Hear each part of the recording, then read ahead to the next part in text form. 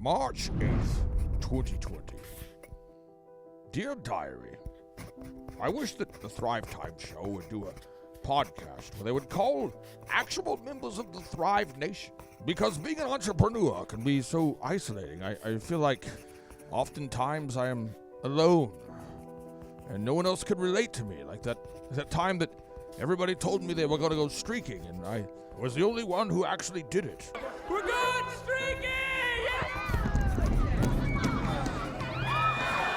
Being an entrepreneur can feel like that. No, I'm sorry. I was the only one We're going streaking! with the courage Through the quad! to run naked. To the gymnasium! Come on, everybody! Come on! Snoop! Others said they would follow. Snoop! No, they said they would streak, but I found myself alone and nude. Just like right now.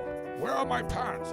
I want the Thrive Time Show to interview actual thrivers like me from coast to coast. The pregnancy coach lady from Florida I've heard about. I want her on the show. I want the sound and lighting business owner in Los Angeles, California to join on the show. I want a financial service provider in San Francisco to join the show. And I want a set designer in Oklahoma City to be on the show.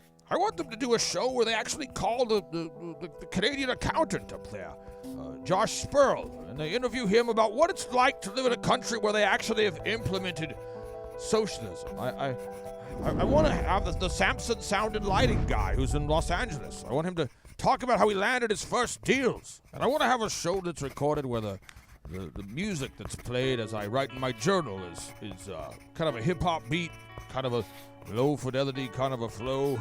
I want them to have a show where they have kind of a beat that just drops to go with that lo-fi flow. Yes, that's the kind of show I want. I want a show where Clay explains his Will Work for Yeezy program and what it means and if it's a real thing. I want a show where he teaches how to overcome rejection. I want a show where he breaks down the nitty-gritty details of how he's coached mod scenes to land Chick-fil-A, Disney, Saddleback, Life Church, the Oklahoma City Thunder, Frito Lay, and the U.S. Olympic swim trials as clients. I want a show where Clay actually calls a thriver in Los Angeles who's used his system to land huge clients like L.A. Reid, Julia Roberts, the Wall Street Journal. And I want a show where they talk about somebody by the name of Esther. There's no shows about the name Esther. And I want the show to end with a rap song featuring one of Clay's employees by the name of Charles and featuring Clay himself. That diary, that's all I want. I think I'm being reasonable, right? I mean, this is all I want. If this shall happen, I shall be grateful. And if not, I shall be impossibly depressed. Signed, me. Grab the duct tape and mentally prepare yourself for yet another mind-expanding knowledge bomb from America's #1 business coach, Clay Clark. Bombs away! Yes, it's 4:59. Jason Beasley, who is our incredible guest on the Thrive Time Show the today. One and only Stephen Hall, founder, CEO, all-around magician of Mod Scenes. Yes, Stephen Hey, Hall. guys. How are you, man? I'm so good. Thanks for having me on. Hey, quick question. When was the last time you were on a nationally known podcast at 4:59 in the morning? I have never been on one at 4:59 in the morning. This is the first. We're setting records here, folks. Setting records. Now, for people out there that are not familiar with your company, tell the listeners out there about your business and what your website is, so everybody who's listening right now can check out your company. Certainly. Yeah, our company is called Mod Scenes. Our website is modscenes.com. So that's MODSCENES.com. We do stage backdrops for churches, concerts, live events, corporate events, stuff like that. How would you describe your faith? My faith, I'm a Christian. I try to embody that in how I take care of our clients, how I take care of my family. So love everybody and try to serve Jesus in the process. Do you go to Life Church, or where do you and your wife go to church? No, I go to we serve Life Church, but I actually go to a church called Timber Creek. It's in Norman, where we're located. I would like to brag on you for a second. because you are a guy who your work ethic is awesome. True. And Colossians 3:23, which is a verse from that controversial book known as the Bible, reads, "Whatever you do, work at it with all of your heart, as working for the Lord, not for human masters, since you know that you will receive an inheritance from the Lord as a reward. It is the Lord Christ you're serving." Now, Jason, you happen to work with a lot of clients that are Christians and some that are not. Yep. Have you ever seen people hide behind their religion as a way to prevent themselves from working? Yes, I have had I've had many conversations, or as I like to ironically call them, come to Jesus moments, where I'm walking somebody down the path who is not Stephen, and they're like, "Oh, I'm just gonna. The Lord will show me the right path. I'm gonna give it up to the Lord. Or those action items are good, but I'm gonna pray on this." So, Stephen, I want to ask you the balance on this before we get into the rest of today's show, because you are a diligent person, and you're also a person with faith. You put in the effort, but I think you also believe that God has a plan. How do you balance those two ideas in your mind? Yeah, for sure. Well, God's gonna take care of His people and protect them. If you're living in His will, He's gonna help you move forward. But you have to take the step. He provides graciously, but if you're not willing to at least do the work that He provides for you, then you're never going to move forward. One way it was explained to me years ago was that we have to do in the natural what we can do, and in the supernatural, God's going to do what He's going to do. You know what I mean? It's like a thing where you have to you put in the effort, and then just if you believe in God, you let Him do the rest. But I really do admire your work ethic. I think a lot of listeners have a lot they can learn from you, and you might not look at it as being an admirable thing or something unusual. But Jason, wouldn't you say that Stephen's work ethic is something that is rare to be seen? Absolutely. So working with Stephen, we coach a lot of small businesses, or just businesses as I like to call them, because I would say Mod Scenes is not small. The work they do is massive, but he is able to basically create a company. He runs all the design. He is the smartest person in the office when it comes to like how everything works. And on top of that, he's still trying to build systems and have a family life, also serve his devotions, and he's able to do it all day in and day out and still maintain the most positivity. Like, I like to think I'm a positive person. I have met my match with Stephen. Stephen, to talk to us about this, when did you start Mod Scenes? Just a little bit over 4 years ago. I actually started it while I was working another full-time job. And what was the process like? How did you get your initial inventory? And maybe explain to the listeners what exactly you do. Yeah, so the panels that we make are modular, so they build together really easily without any tools and without any experience. So when we first started the company, we hired a lot of our work out. So like our cutting and making the actual products we hired out. But we had to have inventory to be able to fulfill quickly and serve our clients well. So in the early days, we had another company cut everything for us, and we stacked everything in the garage as tall as it could go and fulfilled orders as quickly as humanly possible. Where did you get that initial seed capital to buy the initial modular stuff? Seed capital. Me and my wife emptied out our life savings, and we maxed out 3 different credit cards. I want to make sure that somebody just heard what you just said. You just said how did you start your company? Where did you get the seed capital again? And where did that seed capital come from? Yes, that seed capital was the, I say life savings. What I mean is $5,000 that we had in the bank. Yeah, no, this is so great. We emptied all of that out. We bought as much material as we thought we would need for a month, and as we grew, we just had to continue spending money that we didn't have in that first part of the business, knowing that there was no option to lose. We're going to make it. Sean, there's no way that you could have possibly heard the show yet, or anybody, because we haven't released it yet there. But, Stephen, I just interviewed the founder of Square this week. It's a $6 billion company. And he said he described himself as a lazy person. And I asked, well, how is it possible you get everything done? And he says, well, what I do is I burn the boats so I don't have a backup plan. And then I have to get it done. And I've heard this strategy endorsed by Napoleon Hill. I've heard it endorsed by other super successful people. What would you say to somebody out there who says it's crazy to spend your entire life savings and to max out 3 credit cards to turn your dream into reality? What would you say to somebody who questions your sanity? Well, they might be right questioning my sanity, but for us, it made sense. Being a Christian, I know God's going to take care of me. I know whether that business would fail or not.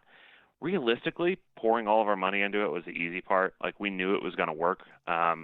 It was something that helped us. It was going to help other people. So it wasn't that big of a deal, but it was definitely a big motivator. Jason, can you read the notable quotable on today's show notes? Do you see the show notes there from Napoleon Hill? Yes. Can you read the notable quotable about burning the boats? Yeah. Every person who wins in any undertaking must be willing to burn his ships and cut all sources of retreat. Only by so doing can one be sure of maintaining that state of mind known as burning desire to win, essential to success. Can you read it one more time and go kind of slow-mo? And what I'll do is, as I marinate on the notable quotable, I shall provide high-quality echo sound effects. All right. Continue, please. Every person who wins in any undertaking must be willing to burn his ships and cut all sources of retreat. Only by so doing can one be sure of maintaining that state of mind known as burning desire to win, essential to success. Can you read it one more time as I do echoes with a megaphone, please? Yeah. Every person who wins in any undertaking must be willing to burn his ships and cut all sources of retreat. Only by so doing can one be sure of maintaining that state of mind known as burning desire to win, essential to success. One more time as I provide the megaphone and the Yeah. Some little Billy sound clips. Here we go. Every person who wins in any undertaking must be willing to burn his ships and cut all sources of retreat. Only by so doing can one be sure of maintaining that state of mind known as burning desire to win, essential to success. Every person who wins in any undertaking must be willing to burn his ships and cut all sources of retreat. Only by so doing can one be sure of maintaining that state of mind known as burning desire to win, essential to success.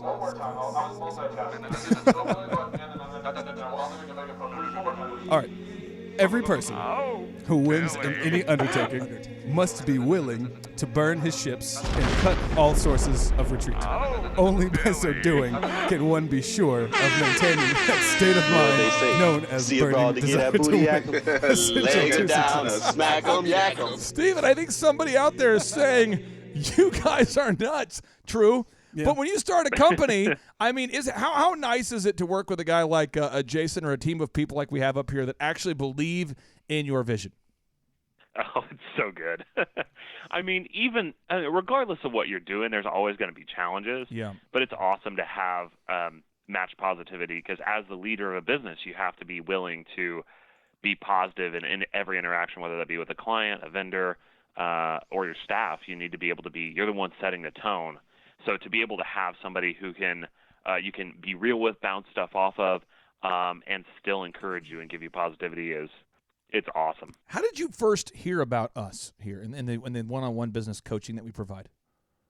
Yeah, I heard about you specifically actually through another podcast that I was listening to, trying to learn. And what podcast was it? Was it the We Only Interview Idiots podcast, or what podcast were you listening to?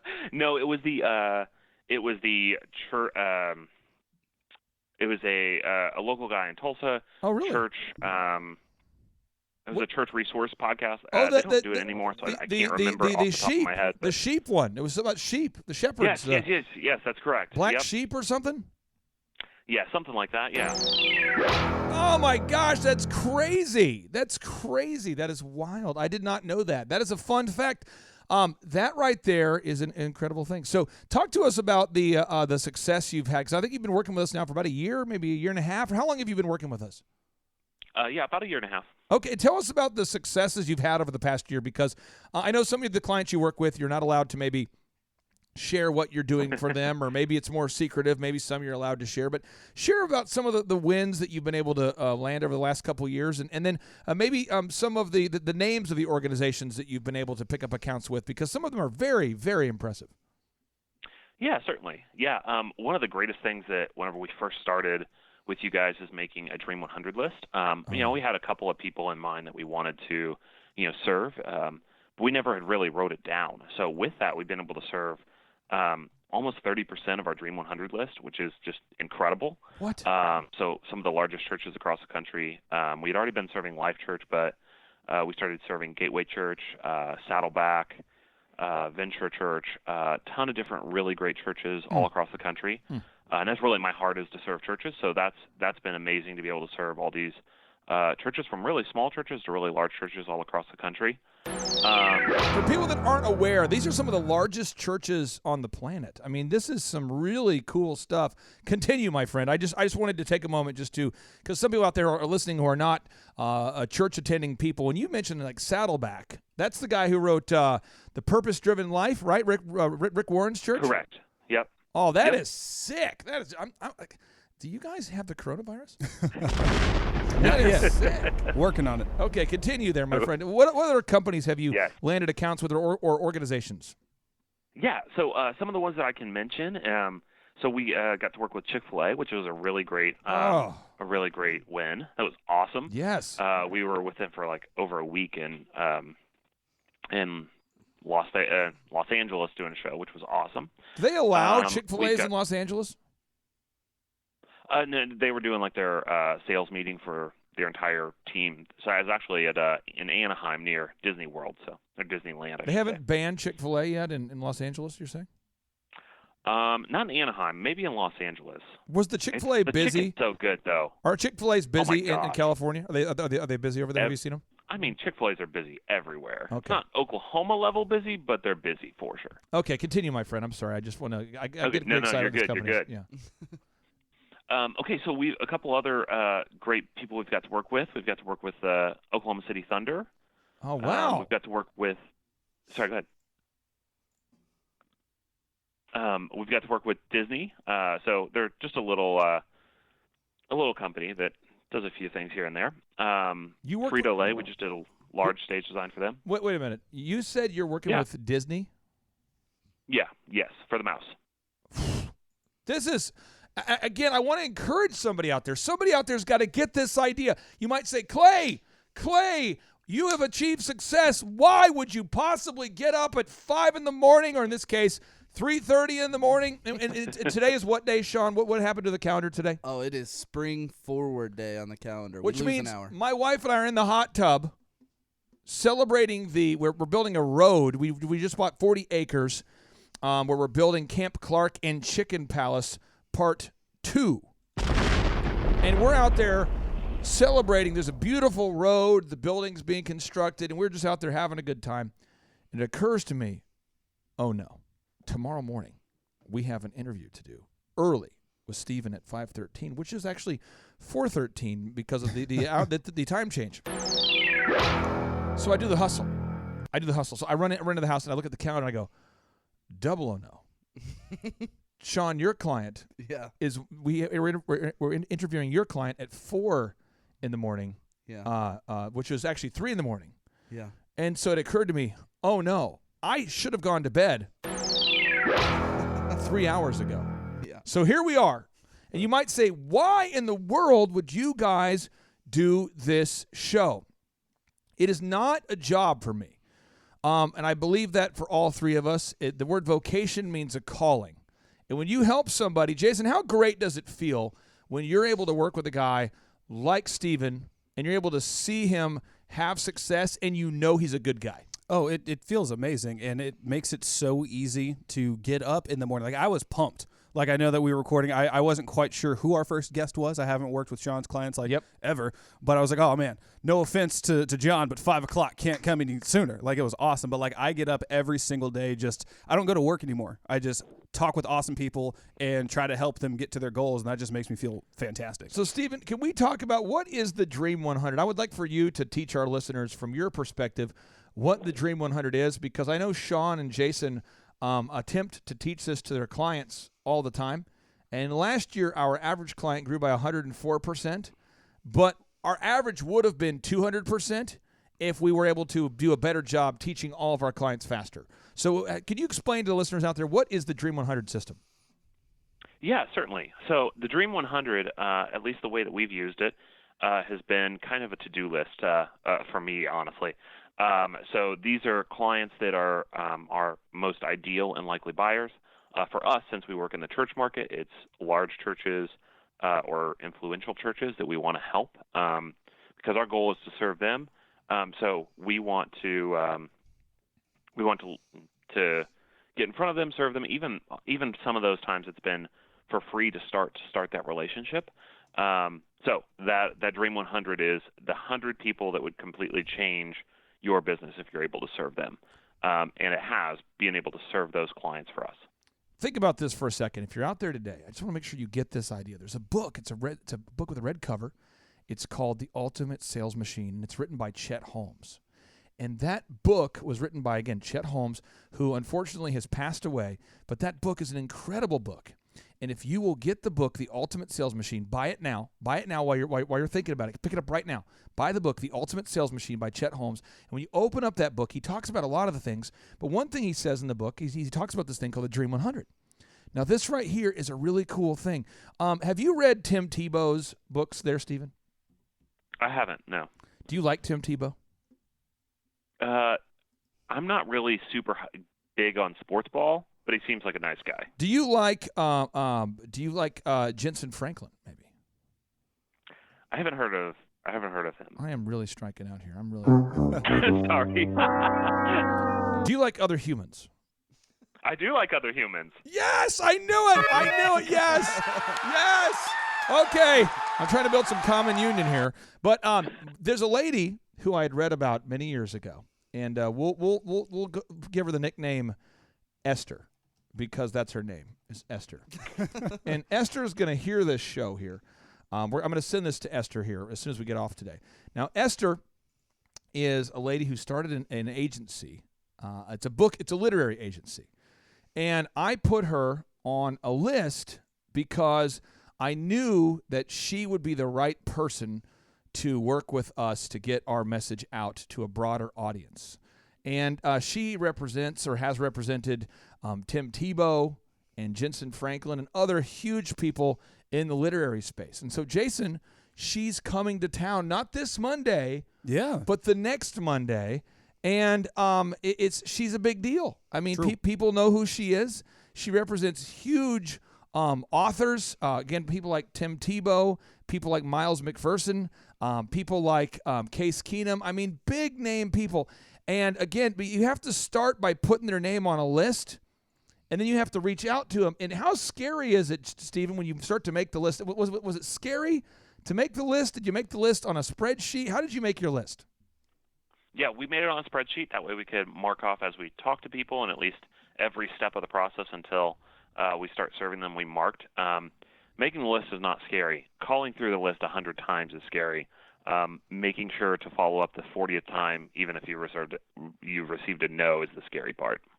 Now, why would somebody like Chick-fil-A or some organization like Chick-fil-A or Disney or the Oklahoma City Thunder or Saddleback Church, why would they not wake up with a burning desire to pay you, Stephen?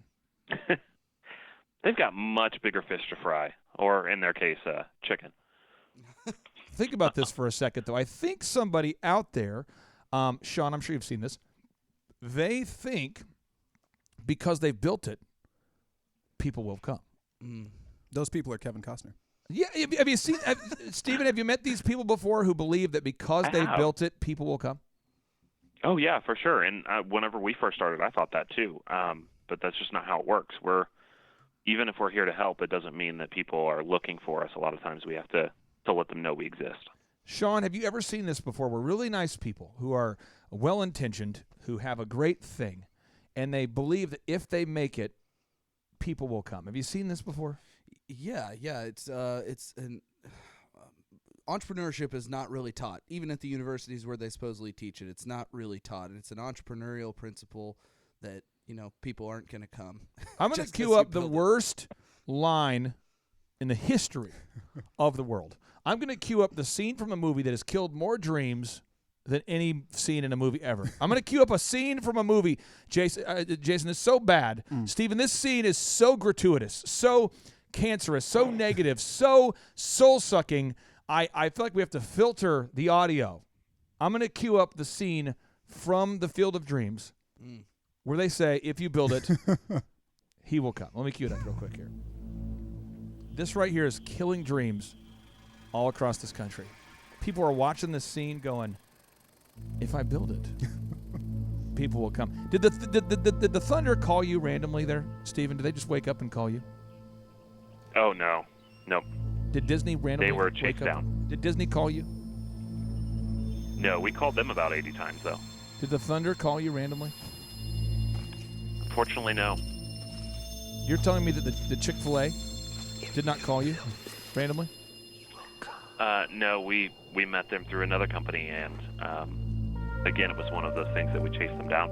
Somebody out there is listening to this scene in their mind every day. They wake up going,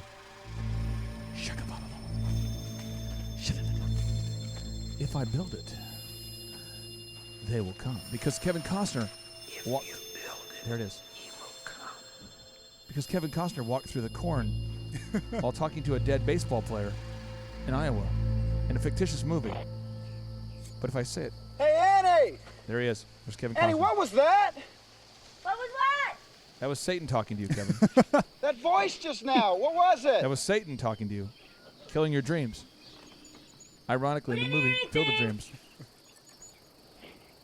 If you're out there and you're All right. quoting Field of Dreams as a business plan, you're not going to win. What, Satan? What, Satan? It's kind of a creepy voice. Was that a life tip from... Okay, you must have heard that. Sorry. By the way, this is the first film where Kevin Costner actually acted. His first and only film where he acted. Well, Dances with Wolf, he acted too. Hey, Waterworld. Water. I'd rather tour a urinal than to watch Waterworld again. But anyway, no, seriously, there's somebody out there, Steven. I want you to help somebody because you're not a coach, you're a business owner. Why does it kill someone's dreams to believe that if they build it, the fish will just jump in the boat? Well, as owners, we get so focused on what we're doing. We're like, oh, this is great. This is great. We know it's great, but if we're not sharing that with other people, they're never going to know because their focus is their business or their thing. They're focused internally on their stuff. If we can't share that with them via whether it be a Dream 100 or a really good marketing plan or physically getting in front of somebody, then they're never going to know about us. And if they do know about us, they're not going to know the details of how we can make their life easier. If you could do me a favor here, could you share with Esther why you think that this message that you heard on an obscure podcast needs to be heard by more people? Because Esther right now, she's probably right now, I know she booked her tickets because she sent me a confirmation, and she's probably questioning herself. She's going, why am I traveling to Tulsa, Oklahoma to meet this crazy person? Could you share with Esther maybe how this program has helped you and maybe why she might want to help us?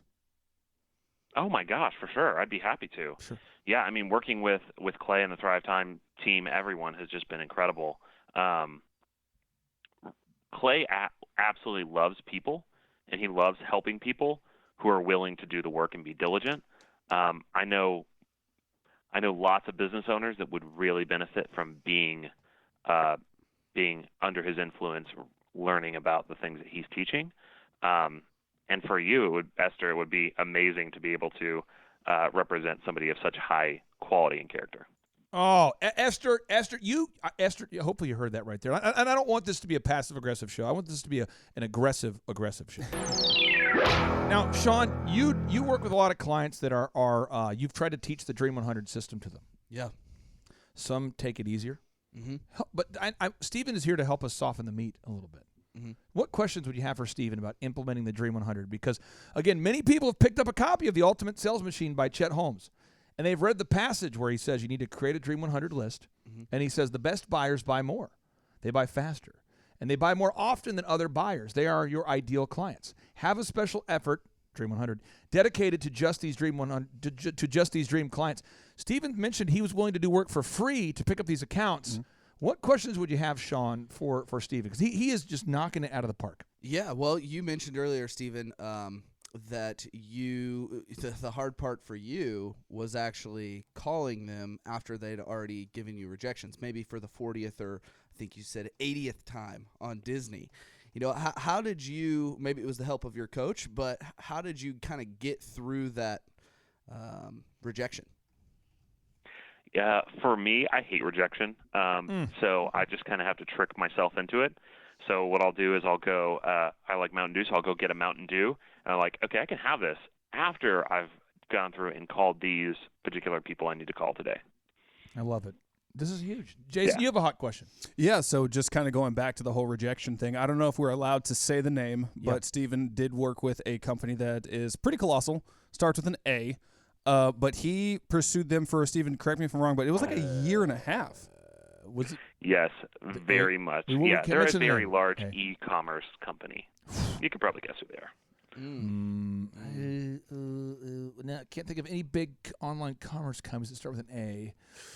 Nope, striking out there. But we have the Chick-fil-A, we got Disney, we got Saddleback, got Life Church, Oklahoma City Thunder. What are some other big accounts you've picked up that you're allowed to speak of? Yeah, certainly. So we have since we do a lot in the production industry, there's a lot of other large production companies we've worked for. So Vario, Alfred Media, and one of the bigger ones that we just landed is for a company called Dodd Technologies, and with them we'll be working on the upcoming Olympic swim trials, which is absolutely insane. You said the Olympics? The Olympic swim trials. So before the Olympics come, they do these televised swim trials, and we'll be providing some lighting gear for a big portion of that. Have you ever landed an account and been so excited that you can't even contain it? Yes, for sure.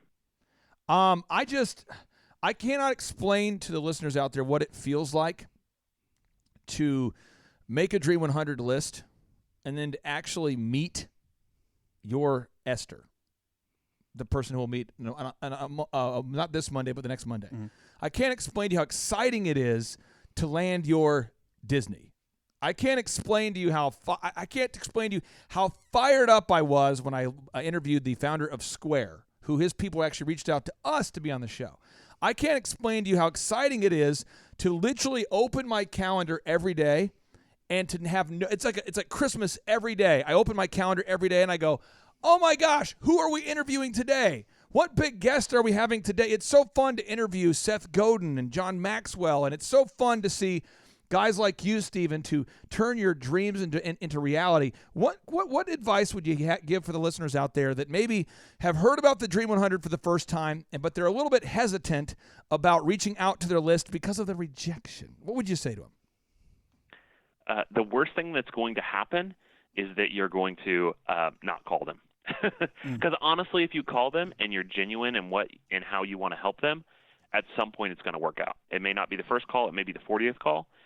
But if you just do the work and you call, regardless if you make any traction on the first 20 calls, when you finally get to the right person and you finally get to know them at least a little bit, you're going to start seeing tons of traction. And those clients that are on your Dream 100, those big clients that you're searching after, once you land one of them, it's going to be incredible. For my team, like anytime I land something like that, they know because they'll be in the other room, like working on another part of the building, working on stuff. And they'll hear across the shop like "ah" and like clapping because I've finally landed one of our ideal clients from the Dream 100. So, yeah, the best thing to do is just be diligent about it, make it your first thing, and do it. We've helped you with your website and to optimize your website. Have you ever landed a lead that has jumped into the boat as a result of searching on the internet to find you? Oh my gosh, yes. It has been game changing because our website was okay when we started with you guys, since we are, most of our stuff is primarily through the web. Yeah. But it has been life changing because one of the things we didn't have on our website was testimonials, people sharing how we've helped them. And the SEO stuff is amazing because tons of people come to our site. But now that they're at our site too, you can also see like the people that come to our site, they're not coming to our site like, what is this? They're coming to our site. Okay, this is what we want to buy. It's crazy awesome. I just cannot explain to the listeners out there how excited we are to help you and how excited you should be when you solve a real problem, Jason. When you solve a real problem for real people, that think about this. That's all entrepreneurship is. It's solving a real problem for people that are really willing to pay for your products and services. And when you work as unto the Lord, please take the religious aspects out of this for those of you who are not Christians for a second. Just think about this. When you work at your job, when you work as unto the Lord, when you work at it with all your heart, as working for the Lord, not for human masters, since you know that you will receive an inheritance from the Lord as a reward, it is the Lord Christ you are serving. It's the ultimate competitive advantage. Let's look at it. You say, well, how can I take the religious aspects out of it? When you are working and doing your very, very best, and you forget the rest, Jason, you knew it would just be a matter of time before you got promoted, did you not? Yeah, I just wanted to do, like you said, my best. I wasn't. Well, maybe you didn't know it at the time, but when we just hired Charles, didn't you know that Charles would be promoted? Oh, absolutely. You knew that, though. Oh, yeah. Why? Because he kicks just so much butt. He is a great person, highly coachable, highly motivated. He doesn't look for other people. He doesn't look to other people for motivation. He says, this is what I want to do, and I want to excel at it. So he Tell does. the listeners the story of Charles real quick from what you know about it, because this story is, Stephen, you're going to love this story. Tell listeners out there, who is Charles? So Charles, the rapper, a.k.a. Young Knowledge. Yep. He lived in Kansas his whole life. Yep. From what I heard when he broke down his story to the Elephant Team was he hasn't ever really had like an actual 9-to-5 job.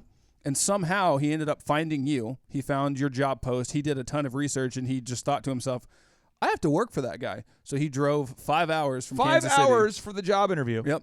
Which meant, I'm not guaranteed the job. I'm just showing up for the group interview. And then 5 hours back. And then you guys liked him, so he drove 5 hours down again for the shadow day, and then 5 hours back up to basically wait. The greatest part was you saw his whole process, and you called Vanessa, and you're like, I think I'm about to hire myself. Yes. And then he decides, you call him back. You guys say, hey, we'd love to have you. Right. We'd love to have you as part of the team. So he goes, cool. Uproots, moves to Tulsa. He's never been here. Doesn't have any, friends or family here because he wants to have a career that he can excel at, and then immediately kills it on SEO, is now being promoted to work at John says, could you, by the way, he knows he raps. He says, could you do like a freestyle battle on Monday? And he came correct. He nailed it. And Stephen, we just finished recording a song we're going to add to the back of this show. So everyone out there can hear his rap and stuff. But again, I think that's important. One, you've got the Dream 100 as an owner of a business. You've got to make a list of your Esther's, your ideal and likely buyer, somebody, because I knew that Esther has the same values as my wife and I knew that she would more than likely understand, empathize, and would get what we're doing. We're putting good out there into the world, helping good business owners. You put it out there, but then also certain people, if you do it right and you optimize your website appropriately, people will be searching for the products and services that you offer. What would you say, Stephen, for anybody out there who does not have a Google canonically compliant website? Therefore, it's a beautiful website, but it's hidden. It's a billboard in the woods. What would you say for the clients out there that have a beautiful website, but it is being hidden because it is not being optimized appropriately? I would say that's dumb. I mean, realistically, you're wasting your money, and you might as well turn your website off. If you can't find it on Google, it doesn't exist, pretty much. So we've covered how you got the funding. How did you get your first 10 customers? Did you sit by the phone and wait while listening to Total Eclipse? Did you listen to Total Eclipse of the Heart while waiting? No, I reached out to the people I knew in the church world and let them know what we were doing through a couple of different ways, through individual messages, through blog posts, through a organization that shares like different stage designs, and reached out to as many people as I could, let them know what we're doing. And then whenever I finally talked to those people, figuring out a way to hit their budget and their timeline, and ever since then, it's just been chasing after those people via, through the web, through Dream 100, through personal interaction with people, trade shows, whatever it takes. Do you like the song Total Eclipse of the Heart by Bonnie Tyler? Is that a big song in your life there, Stephen?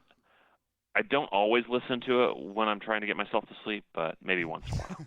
Have you ever, can you recognize the song? Do you know this song? I do, yes, for sure. I'm going to cue it up for the listeners out there that aren't, because this is what happens is, if you watch Field of Dreams as your entrepreneurship book or your entrepreneurship movie as your source of wisdom? If you watch movies like that say the movies that play to the crowd that say if you build it, you will come. What's going to happen to your sales? They're going to be fictional. It's going to be one of those. It's kind of runs in the movie Yes Man.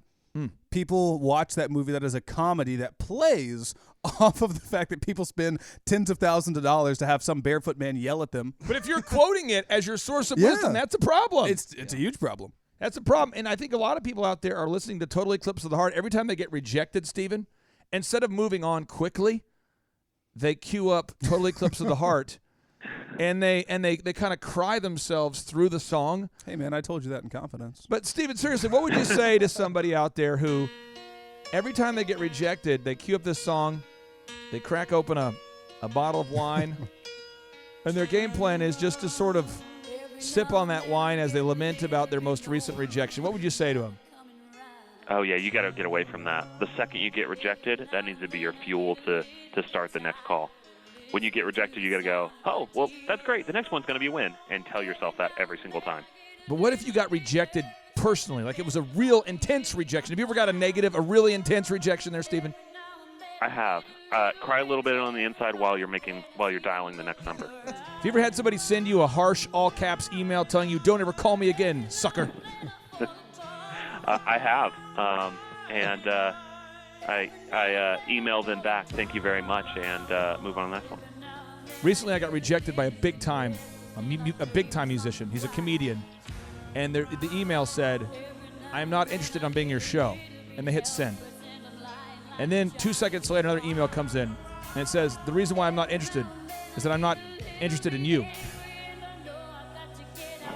Recently, I invited one of my friends. He wanted to be on a big-time podcast that I have been featured on. And so I introduced my friend to the big-time podcast host. And he said, I don't think that your friend is at the caliber of the kind of people that I interview. What would you say to those super negative emotional rejections out there? Stephen, if somebody out there just got rejected 10 minutes ago, what would you say to them? Keep moving. There's no sense in dwelling in it. It's better to be positive and either move on to the next thing or try again. Sean, you deal with clients, great people, who every time they get rejected, they queue up this song, Total Eclipse of the Heart, and they sip their way to the bottom of a bottle of wine. What questions would you have for Stephen? Because he's doing it, man. Yeah, I mean, just Stephen, is knowing the numbers that there's 3% out there buying now, does that help you to just swallow the rejection and keep going? Just thinking about the fact that you can build an empire on 3%, does that help? Well, it's helpful for me to know that my numbers are better than 3% typically when I'm talking to somebody. Ooh. So I actually think it's probably about 6% on our Dream 100. So oh man, I'd kill for numbers like that. I'm like, yes, let's go. And by the way, the more testimonials you have, is it easier to land big fish, Stephen? Now, the more big fish you've landed.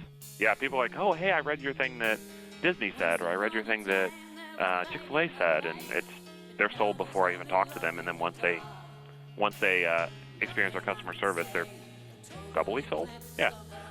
Steve, what I'm going to do real quick is I'm going to crank this song up because somebody out there says, I don't want to get better. I just want to cry. I don't want to get better. Give me a second. Here we go. I don't want to get better. I want to get bitter.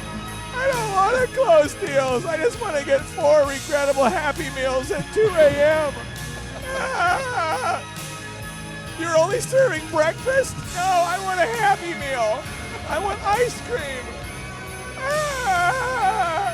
Somebody out there does not want to get better, but you've got to get better. It's time to get better or bitter. I'm queuing it up. You can't stop me, Thrive Nation. Here we go.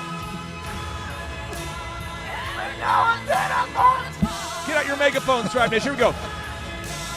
Every now and then I fall apart.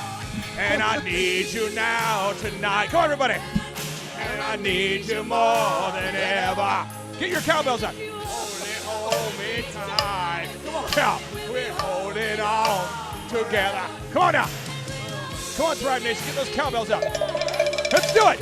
Here we go. We can't get better. We've got to get better. We've got to stay upset. They're not serving the Happy Meals yet. We've got to stay in the parking lot of McDonald's whining. staying in line, whining, refusing to pull ahead. We must wait until they stop serving breakfast. We want our Happy Meals. Woo! Don't get better. Get bitter. Watch Field of Dreams for motivation. Pay $10,000 for a shoeless man to help you find significance. Don't call your Dream 100.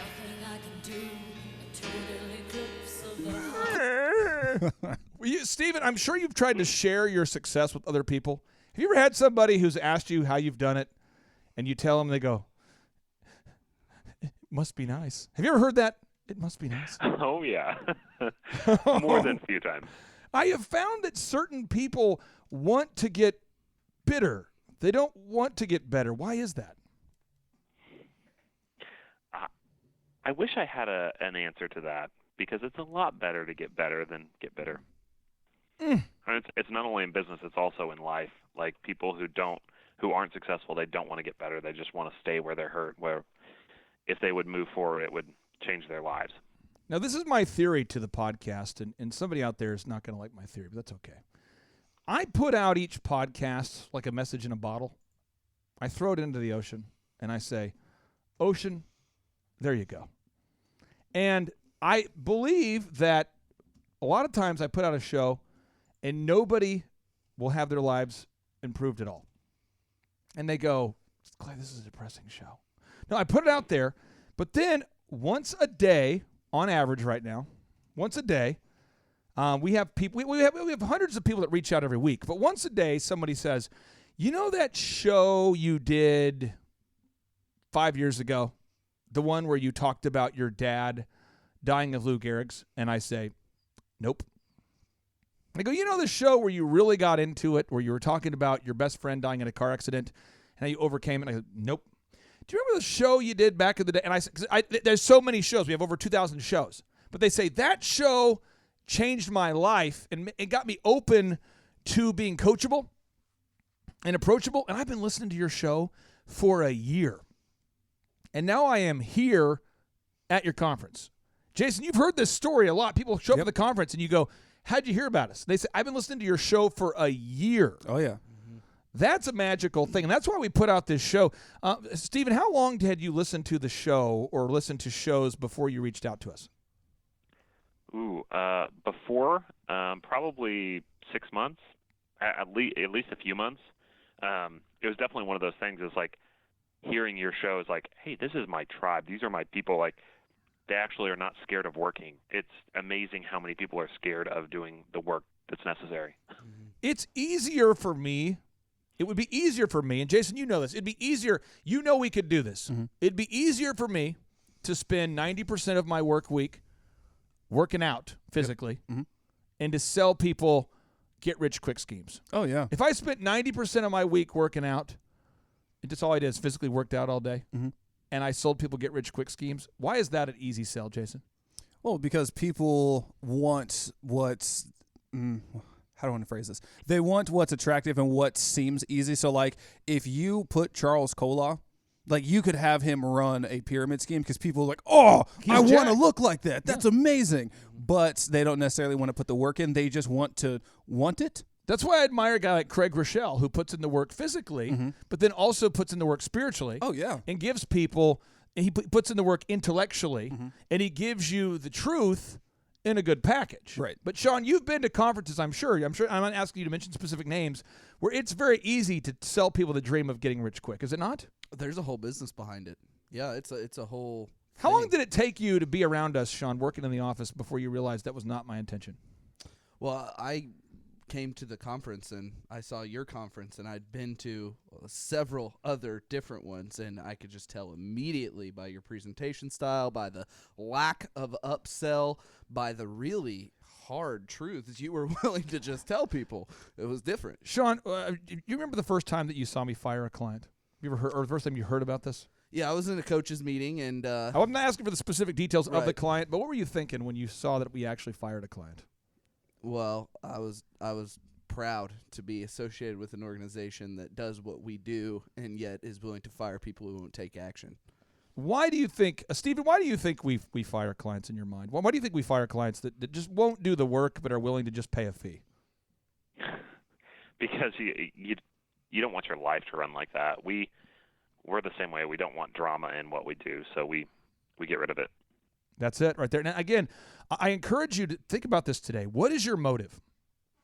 Not what's your motif. A motif is a false facade. I'm not asking what do you tell people your big goals are. I'm saying what are your goals? Write down those goals today and think about how many rejections you're willing to get in order to achieve that success. Stephen, what kind of habits have you implemented on a daily basis or marketing systems have you implemented on a daily basis as a result of interacting with the team?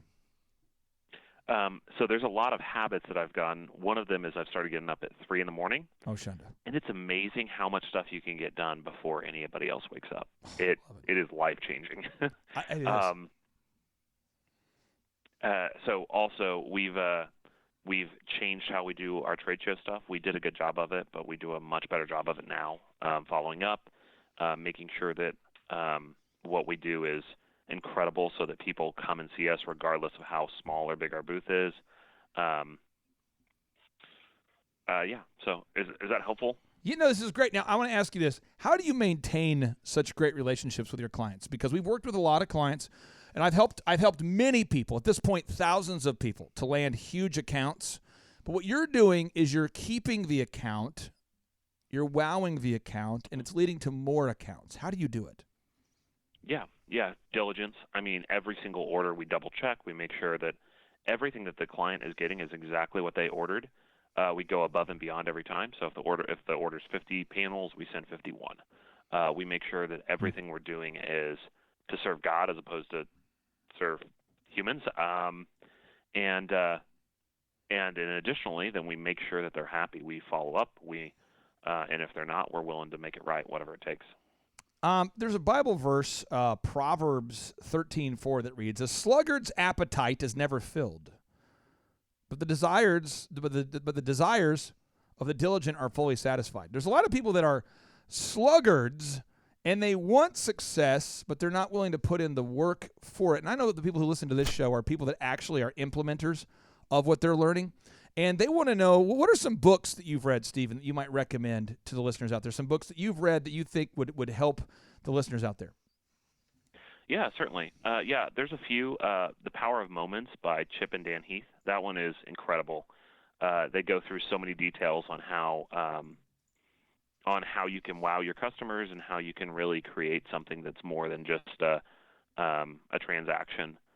And by the way, the listeners out there, we have interviewed Dan Heath on the show before, and Dan Heath is a phenomenal author of many books, and he was referred to me by some staff members of Church on the Move, and the book Made to Stick has really, really impacted the trajectory of this show.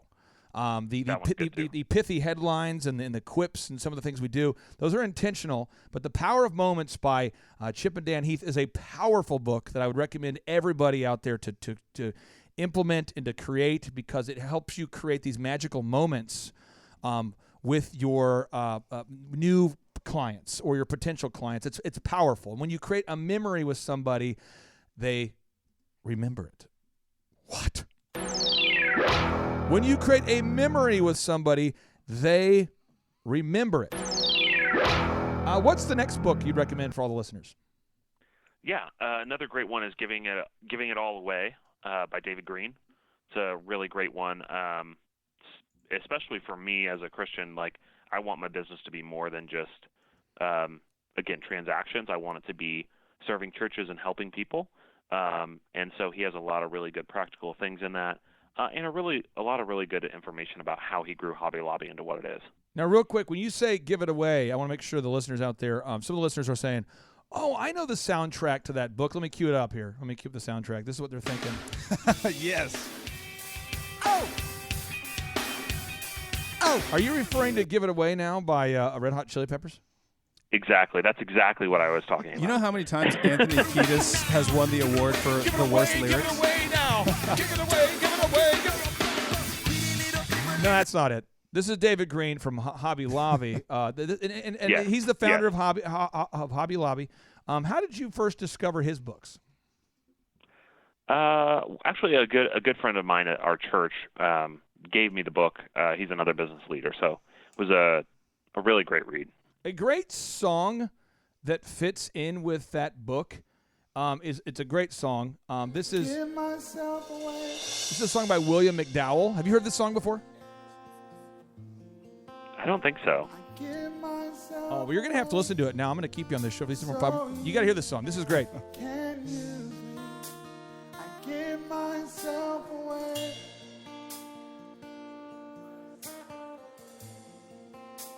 I give myself away so you can. Come on, let him know. I give myself away.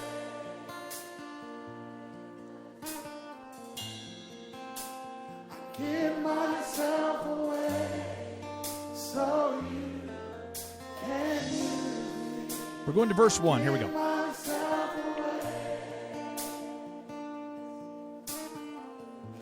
Now, as you're listening to this song, and let's say you're not a Christian, that's fine. Think about what are the talents that you can give to the world in exchange for the compensation that you seek. What are the talents that you have that you've been uniquely gifted with or given with? What are the talents you have that you can give away or gift to the world in exchange for the compensation that you seek? Just listen to the words. Here we go.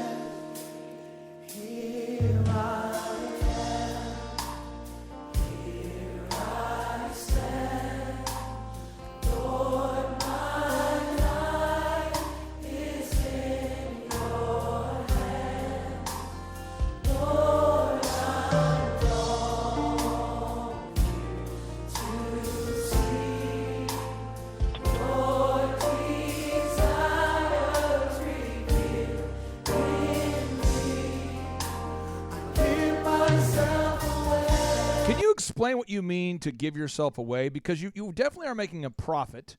And for people out there that have not read the Old Testament or don't understand the Old Testament, there is a book written by Daniel Rabbi Lapin. He is a Hebrew philosopher. He wrote the book called Thou Shalt Prosper, which I've read. It's a phenomenal book.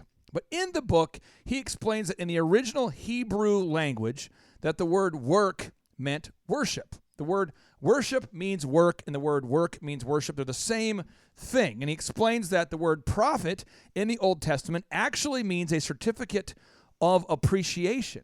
So can you please explain, Stephen, how in your mind the most selfish thing that you do is to wow your customers? Please explain this idea, because there's somebody out there struggling to understand the paradoxical thought here. Yeah, the most selfish thing is definitely to wow your customers, because what ends up happening is they see that and they recognize that, and even though you may end up spending more on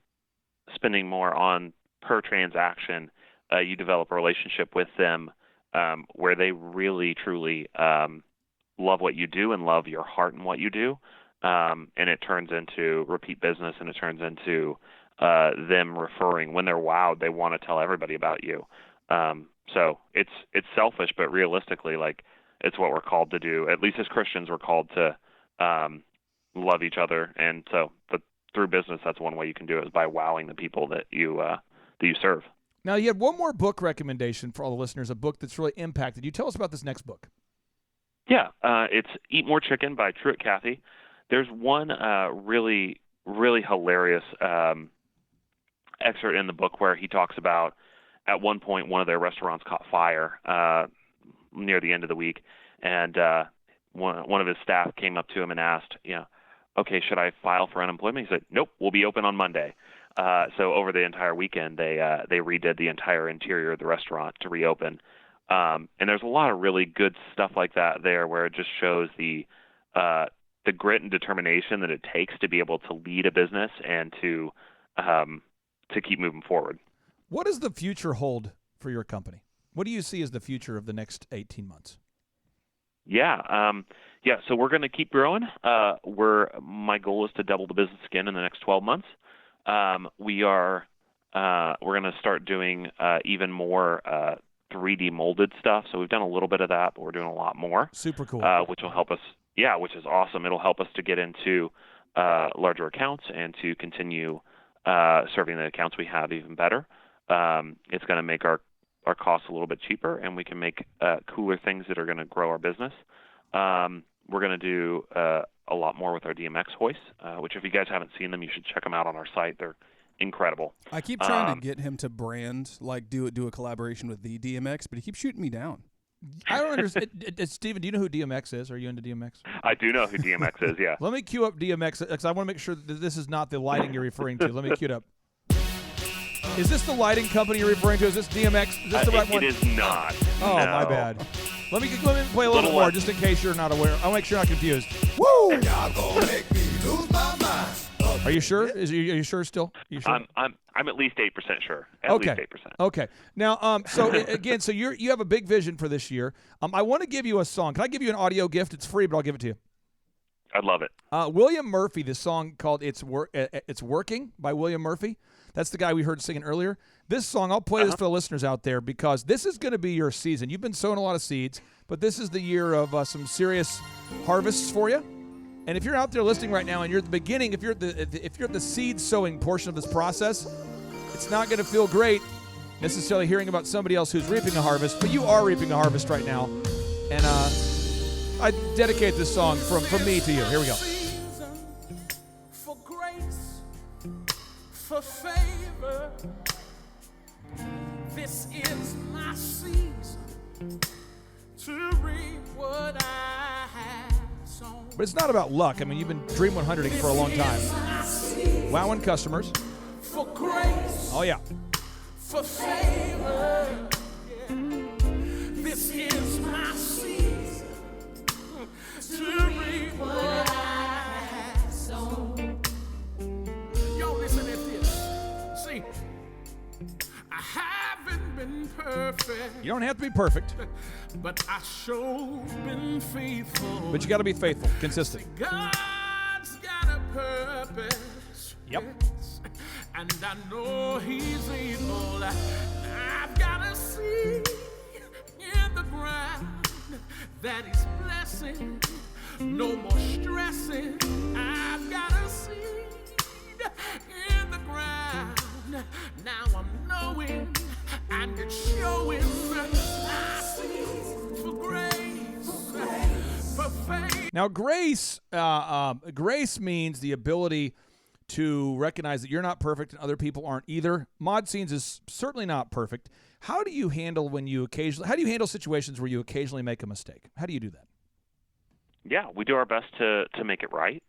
We specifically ask the client, how can we make this right? A lot of times, like say if we've missed a product in a shipment, what we'll do is we'll ship it there as quickly as humanly possible, even bypassing like FedEx and going like putting it on a flight to get there. We do whatever we can to fix it, but we also communicate that we're sorry and take ownership of it. And people have grace for us, and we have grace for them whenever they miss something too. So, final question for you, then I'll let you get back to doing what you do. What encouragement would you have out there for the listeners out there that are not? You've been doing the Dream 100 for a long time. Thus, you've landed the Chick-fil-A company, Disney, Saddleback, Life Church, the Oklahoma City Thunder, the U.S. Olympic team. What would you say for somebody out there that is at the beginning of this process and maybe they have some doubt that it could actually happen for them? Yeah, certainly. I'd love to share. You can do it. That is definitely something that you should know. You're going to feel like it's not possible, and every day it's going to be, maybe not every day, but many days it's going to be a struggle. Yep. Just keep being consistent. The more consistent you can be with it, the better.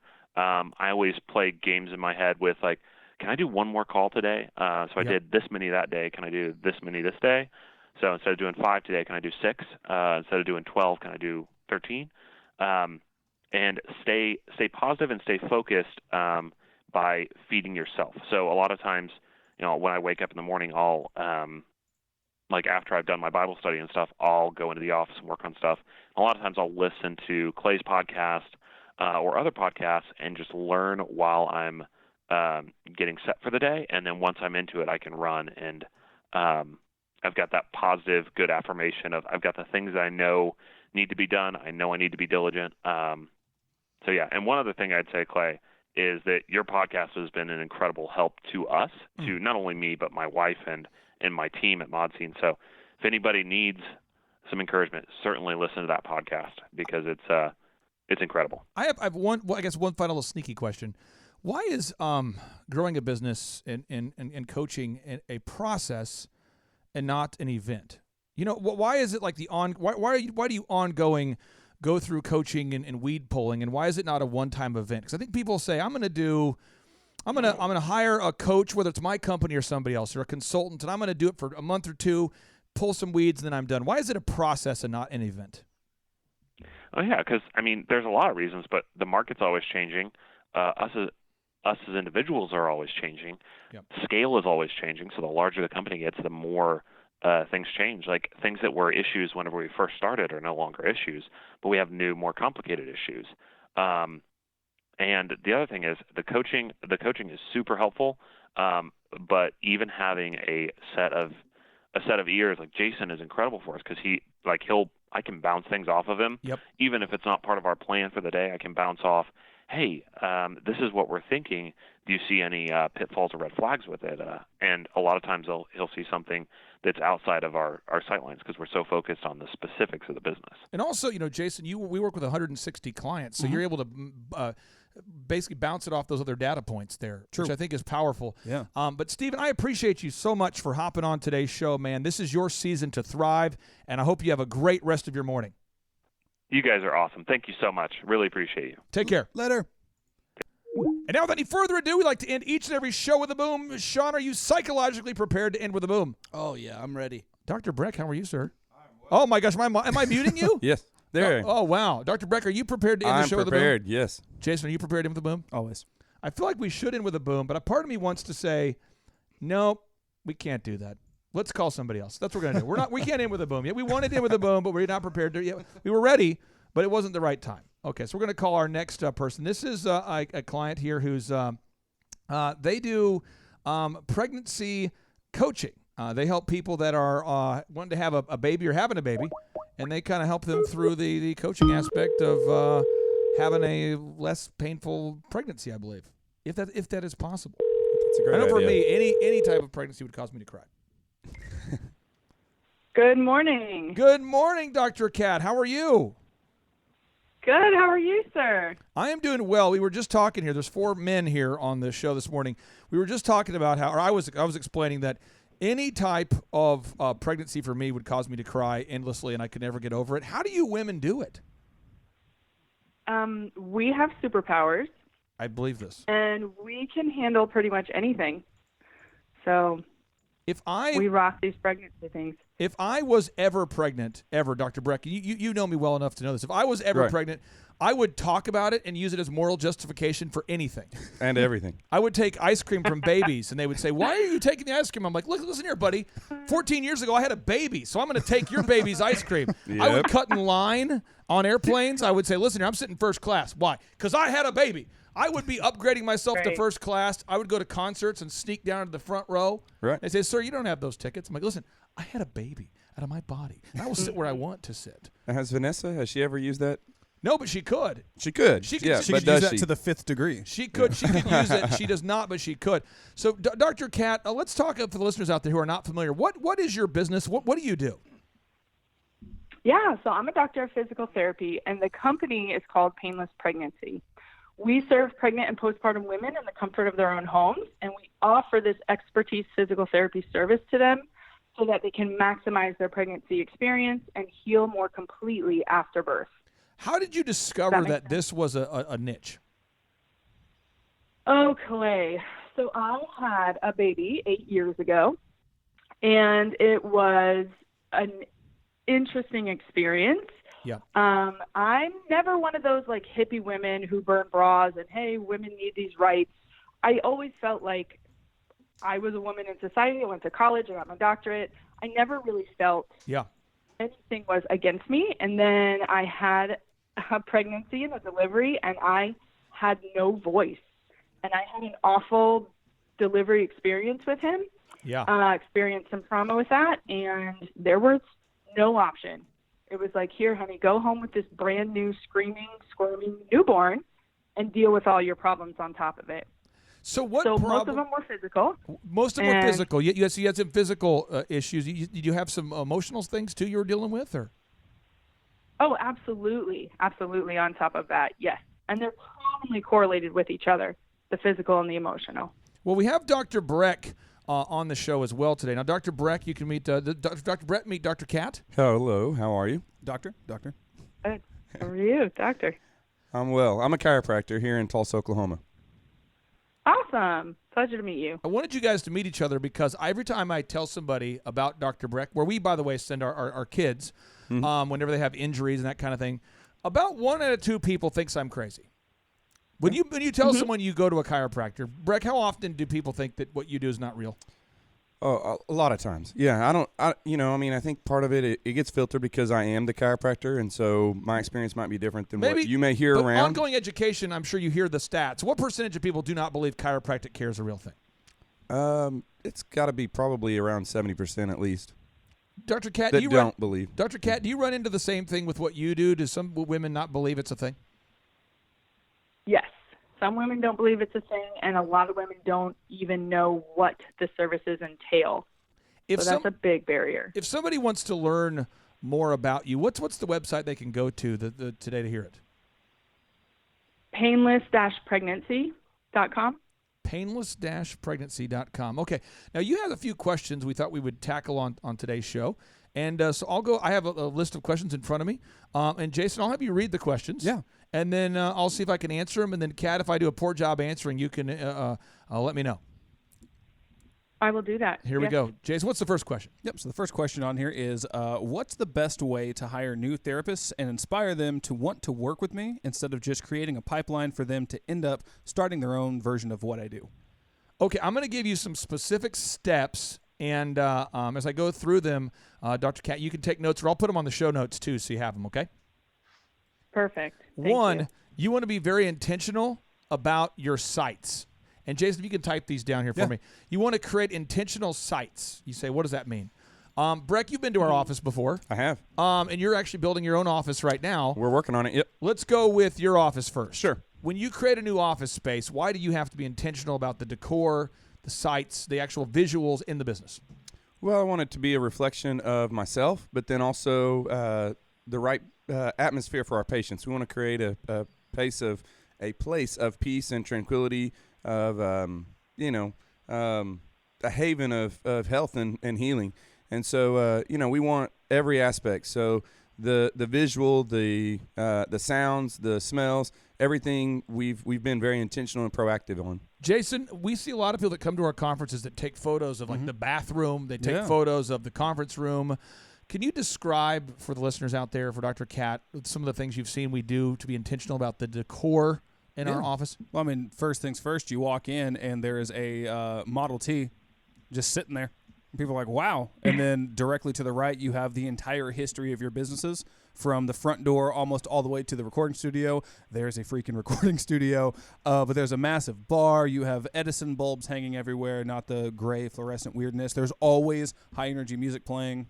We have, and now with our new Will Work for Yeezys program, Dr. Cat, we have a lot of our clients that have discovered the Bible verse that it is better.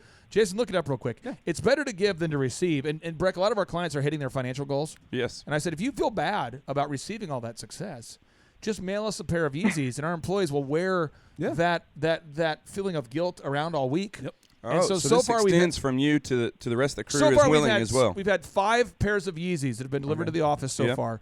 And so this is Jason, what size Yeezy do you wear right now? In Yeezy, because they run small, it would be a 13 and a half. A 13. So anybody out there feels a little bit guilty right now. But we put these up in the office so people can see the boxes and the thank you notes from clients. Why do we put up thank you notes from clients? Well, because we want to show that we're appreciative of them appreciating us, because all we want to do is help. So it's nice to have that, like, you know what? I'm glad Kevin's doing super well. That's awesome. So let's break it down for Dr. Cat. So Dr. Cat, I would take. Have you ever received a thank you note from a client? I have. Yes. I would frame them on the wall. I know there's HIPAA, and you know what I mean. But I would frame thank you notes on the wall. I would do photos with happy clients. I would put the words on the wall of inspiration. But step 1 is create decor that makes people want more. Like they want to come back to work every day, and they don't know why. Super important. So My company is set up that we're home health. I got so you. we don't have a site. We go to patients' homes. I got you. We're gonna. And I know that about you, but I just want to make sure for the listeners out, that's what you'd want to do. Now, for your case, okay, everything that your employees or contractors, your team touches, needs to make people want more. Okay, so you want to have the best website if we can. And at some point, I'll show you, and Jason can show you. If you go to eitrlounge.com, eitrlounge.com/staff, I'll give you the password so you can see it.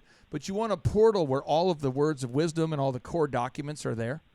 And you want to really be intentional about it, so it's a great access point. So you want to have the sites, you want to get that knocked out. The next is you want to be a 10x source of wisdom. And I want to get your take on this. Nathan with Complete Carpet here. Where do you attend church? We go to Guts Church here in Tulsa. Why? Because they are awesome with kids, and my kids love going back. And also, I love Pastor Shear. He just brings an old school Bible knowledge where he'll tell it to you as it is, and I love that. I need. Do that you feel like he knows more about the Bible than you do? Absolutely, yes. You do? If I didn't, I would be teaching the church. I need someone that's a source of wisdom for me to follow. Brick, do you have a place that you go? Absolutely. Where do you go? Battle Creek Church. Why? Again, kind of the same reasons. Pastor Alex is definitely a knowledgeable teacher. Do you feel like he knows more about the Bible than you do? He does, yes. I have to admit. Jason, what's your favorite podcast? And you don't have to say ours. What's your favorite podcast? Say his. I mean, as of right now, is always the Joe Rogan podcast. He likes the Joe Rogan podcast. Why do you like the Joe Rogan podcast? Well, because like today at 3 o'clock, technically 2 o'clock in the morning, I can drive over here to be on a podcast with you, and he's interviewing the guy who is the father of the modern day podcast. So let's think about this for a second. Joe Rogan is a iconic comedian, an iconic MMA fighter, and the world's most successful podcast host. Therefore, he's a 10x. So for what you're going to want to do here, Dr. Cat, and for all the listeners out there, you want to be a 10x source of wisdom. So I need you to know everything there is to know about pregnancy. Yep. And it's an endless task. Napoleon Hill in the book Think and Grow Rich talks about this, but he basically, I'm paraphrasing here, but he explains that it is an endless task for the leader of an organization to know more than everybody else and to do more than anybody else who works for them. So that is going to have to be your quest, because the moment that the people on your team believe that you are not as wise as they are, unless they have an unsound mind, they're going to move on. Gotcha. Now, Okay. Now this is what's terrible in my life. This is the terrible part. And I'll cue up my terrible sound effect here. Every disc jockey in Tulsa in the year 2008, every disc jockey company in the year 2008 or 7, with an exception of 2, was one of my former employees. Uh-oh. Right. Yep. So what happens is they worked for me for 4 years, 5 years, sometimes even 10 years. But at a certain point they go, I'm tired of hearing the same thing from the same person. I'm going to start my own thing. And the non-compete laws in our country, which are non-existent, by the way, in California, they do not keep people from going on to do their own thing. And I don't mind if people to go on to do their own thing. I just don't like it when they do it at my expense, where they go out and try to take my employees or my clients. And that's why there are non-solicitation agreements, which are enforceable. So they can't go after your customers or your employees, but they can compete with you. So there's a thing called an expiration date, and it's essentially where milk, if you get, do you like milk, Dr. Cat? Are you a big milk person? Do you like milk or not so much? I do, yes. You know, like there's certain milk that is past the expiration date, and I'm sure you're a woman of class, so you would never do this. But Dr. Breck, you remember college. Oh, I do. And you have some milk, and it says expiration date on it. You look at it, and it says expires March 8th. And you open up the fridge. You don't trust the date. And you smell. You got to smell. And you kind of look around to the left and to the right to see if your roommate, Carl, your roommate, if he's up yet. And Carl's like, what are you doing but the fridge there, Breck? And you go, shh, you don't need to see this. And you smell. And you realize that the 8 is actually a 3 because it's the print's kind of worn off of the thing. And you smell and you go, well, it doesn't smell that good, but we'll give her a try. And then you take a swig and you realize, uh-oh, that wasn't bad idea. Yeah, and that's kind of like what it's like to keep an employee around who doesn't want to be there anymore. Is they're past the expiration date, and it just doesn't work. Or another example would be, the baby. How long, Dr. Cat, should somebody typically? How long should a pregnancy last? 40 weeks. 40 weeks? Mm-hmm. Not a minute longer. Why not 52? Just too long. That baby would be 30 pounds. But what happens is people want to hold on to something that can't work anymore. Mm-hmm. And so you've got to figure out what is the expiration date. And so I would say, 1, create the sites, be intentional. 2, be a 10x source of wisdom. And 3, be consistent. Be a consistent, faithful boss. When you have your weekly meetings or your weekly coaching calls or you do payroll, be consistent and faithful, because people they cannot work for somebody who's not consistent and faithful. Breck, you had a take, and I think Nathan had a hot take. Yeah, so Dr. Cat, where Clay said one of the things you have to do is continuously pursue that knowledge and be the most knowledgeable person in your organization. I would say that doesn't necessarily always have to be on the clinical side. I naturally gravitate that direction, but that also can be on the business side. So I've run into others where they're great clinicians, but yet they're terrible business people. And so you can be the one who brings the full package. So you are a great clinician as well as a great business person. And it's okay to keep a little bit of mystery. You don't have to let them know everything that happens and everything that goes into the day-to-day. But you are the one who's keeping it smooth, keeping it running, keeping them from having to think about those things that ultimately they don't really want to. They want to be a great clinician, but you want to honestly, in some ways, discourage them from wanting to be a great business person unless that's really their goal. And then, like Clay said, no matter what you do, they're going to find their expiration date. But for the rest of them, they may be just as happy-go-lucky for the rest of their career to be your employee because they don't want to be the business person. They just want to be the clinician. Right. Also, step 4, you want to create checklists for everything. Because when you work for a boss that only communicates verbally, they become frustrating to work for. So you want to create checklists and written processes for everything. Nathan, you run a company called Complete Carpet. You had a hot take.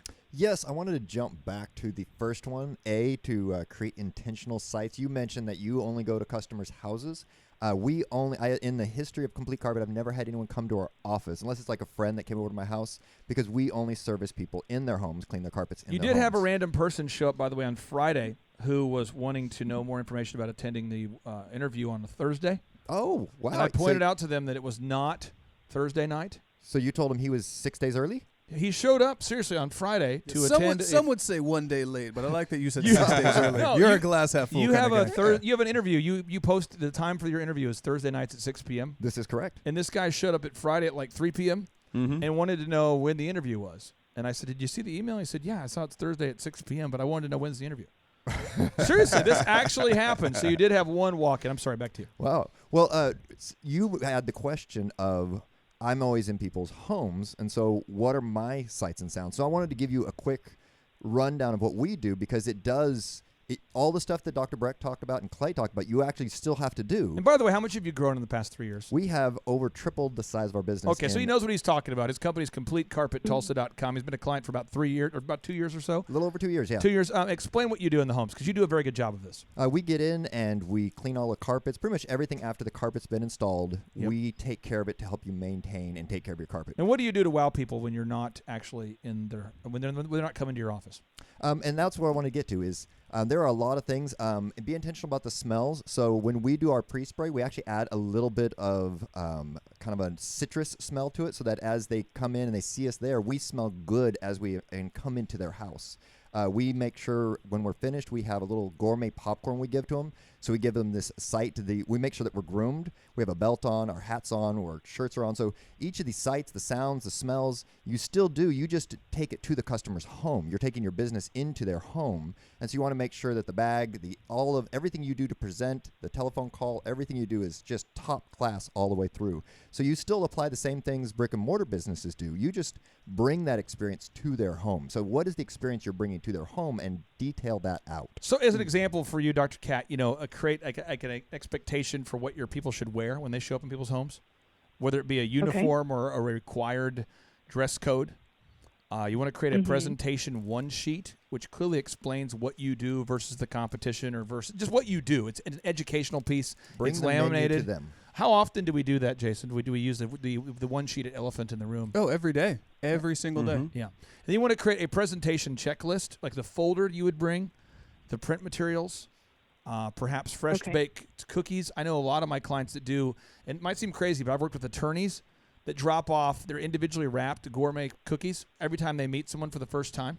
They do that. I mean, you just want to come up with what is that wow moment? Yeah, that Tiffany box experience that you've talked about before, Clay. It's the move. And it's the move. Now, Dr. Cat, your second question, Jason has the second question here. Yeah. Jason, let's read that off there. How do I add so much value so that I would assume this would be employees? So let me start over. How do I add so much value that my employees don't go start their own thing and steal my clients? Dr. Cat, I won't ask you how old you are, but have you been on the planet for a while? I would say I've been on the planet for a little over 3 decades. Okay. Yeah. And do you have any kids? She is 27. I have 2 children. 2 children? And and I'm not asking you to judge the parents out there, so I will do this. Have you ever met somebody who have you ever seen somebody with very unruly kids? I have. And this is what I get asked a lot. And I hate that this is the reality, but I'm just trying to help you with your question here. You're asking, how do I add so much value that they don't start their own thing and steal my clients? I had a parent ask me the other day, and I'm going to put the Bible verse here because it was not a positive interaction. And I tried to be positive, but they just didn't want to hear it. They said, Clay, you have 5 kids. And I've seen them at the conference here, and they're not saying a peep.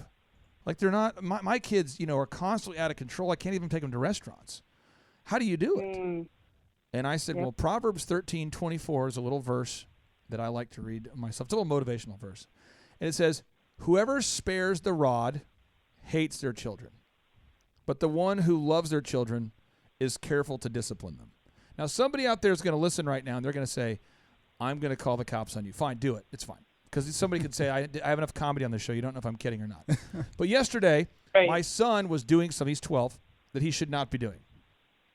And so, like Breck, on the football team, how you might punch another man in the shoulder? Yes. Why do you do that on football teams? You mean the playful punch, right? Yeah, but where it hurts? Yeah. There's a certain not in the machoism that you got to kind of keep it real. You got to keep them in check. Have you ever had because you used to catch the ball, right? Did you ever have someone on your team that missed a block and you just got smashed because of it? Many times. And I've been on a football team before, and when it happened, when you do that, when you miss the block, usually a kind member of your team who has a certain standard of excellence will either A, chew you out, or B, they might actually shove you or whatever that is. Right. And my son yesterday did something that was not cool. Right. And so he's at the age now where I don't, spank him, but I definitely punched him in the shoulder with some power. Right. And he goes, ow, what is that? And I'm like, that is a reminder that you need to stop being a jackass. Which reminds me of Proverbs 13:24. It says, gets his attention. Whoever spares the rod hates their children, but the one who loves their children is careful to discipline them.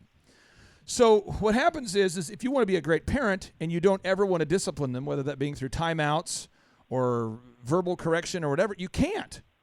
You just can't raise a good child without the rod, without there being some sort of, there's pain associated with not doing the right thing.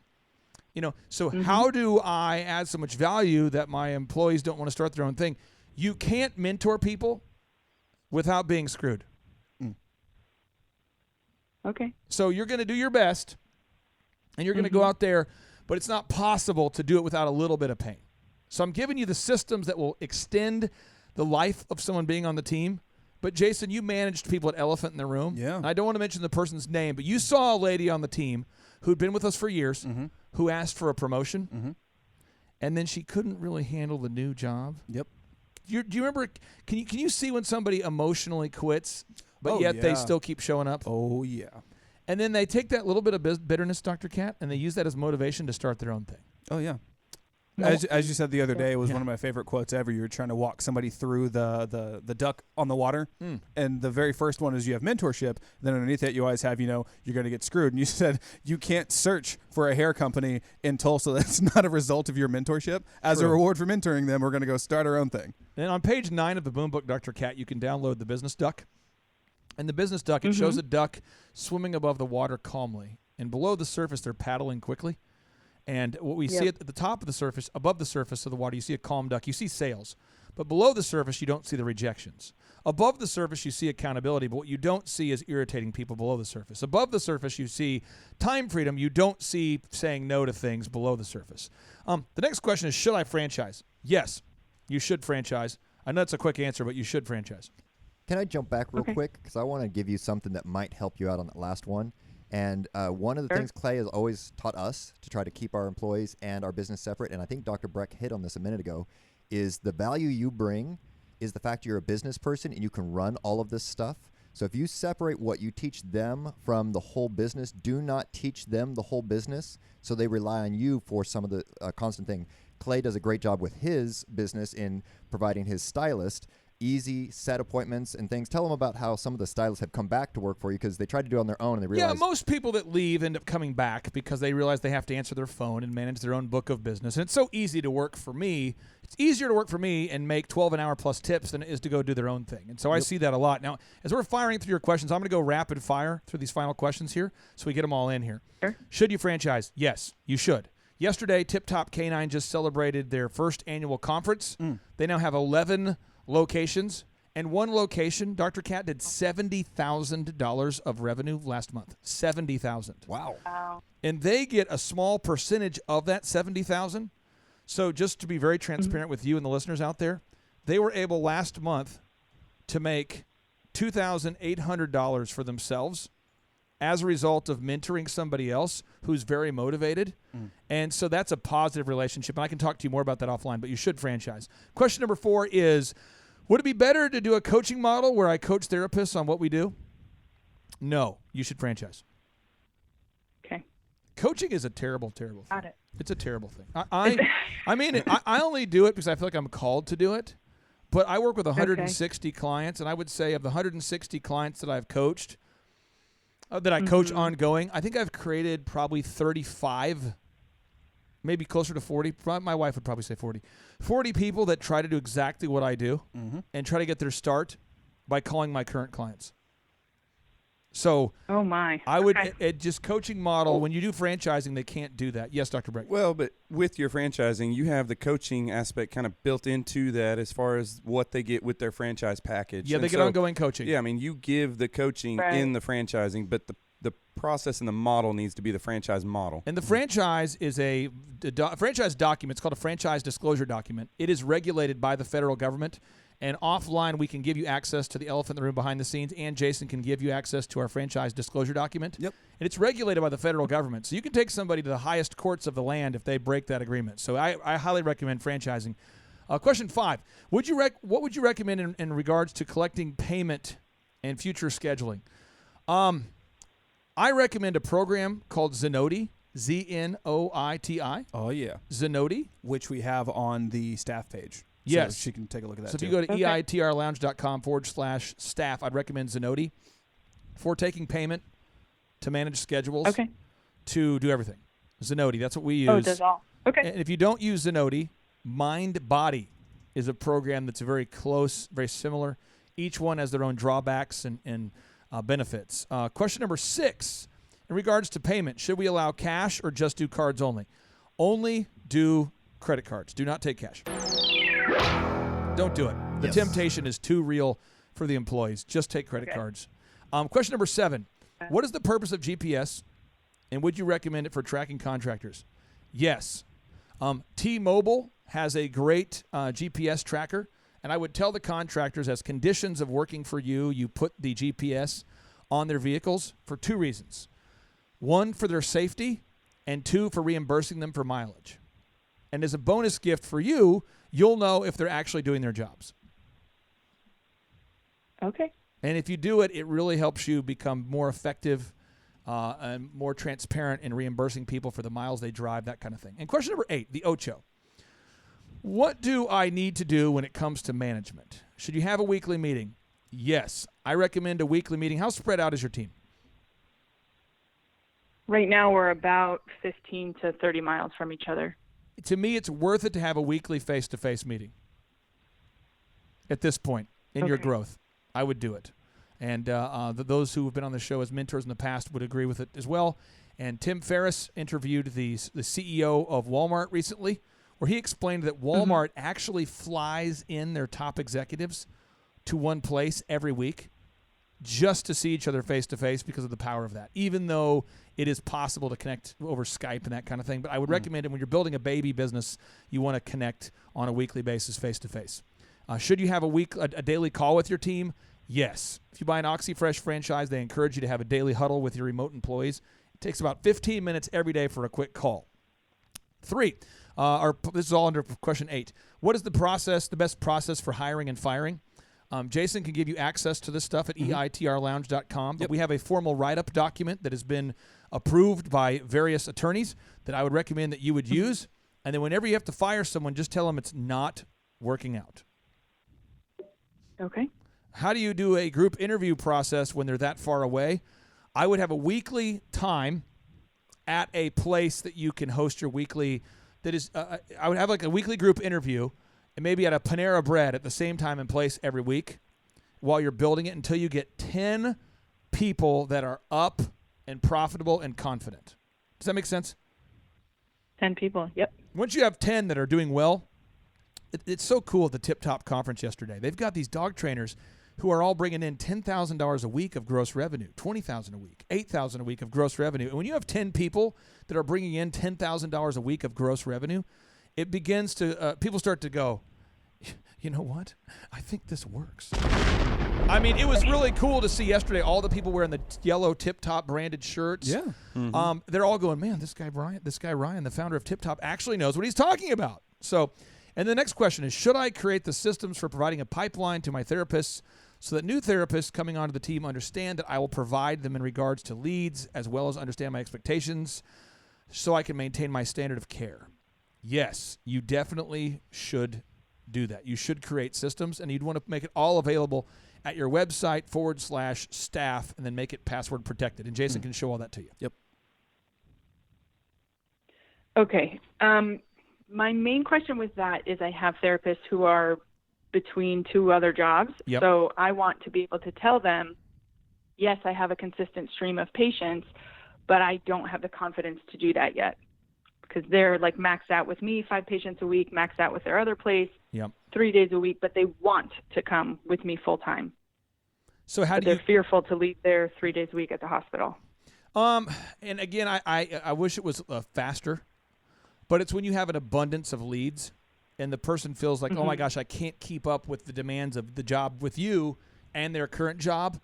That would be called the breaking point, and that's when they're going to do it. So it's going to be more of a mathematical thing. It's when they can't keep up with the current patient load. And getting those Google reviews is a huge part of bringing that pipeline, just constant flow. Just obsess over Google reviews. Dr. Breck, how's that? I mean, how long is your waiting list now, Dr. Breck? We're at 8 weeks right now, and I'm seeing as many 8-week waiting list for a chiropractor. Yep, I've talked to 3 different chiropractors about joining my team in the very near future. I hope you do it. I think we've got it settled down with one. I mean, we've got like a situation figured out there, but then we're looking at adding 2 more simultaneously because I'm seeing 6 to 7 new patients a day. And then we still have an 8-week waiting list. And so it's a growth problem, but it's still a problem. Before you teamed up with Tim Redmond, so Dr. Cat has some context, how long had you been a chiropractor? Oh, goodness. About 12 and a half, 13 years. How much have you grown over these past 2.5 years? We've doubled. Yeah. A little more than doubled, actually. Did you hear that, Dr. Cat? He just stays that course and diligently implements everything that Tim and the team have done. Doubles. No, you've done great. I mean, it's unbelievable. So just stay on that path. Yeah, we're just getting started because now we've got this foundation laid where we can actually explode from here. So if we add these other 2 docs on top of myself and the one that looks like it's kind of a done deal, then we're gonna more than double or triple this next year. And Dr. Cat, I don't want you to feel marginalized at all, but I want to make sure we get on all the questions here for you. So we got two more questions here real quick.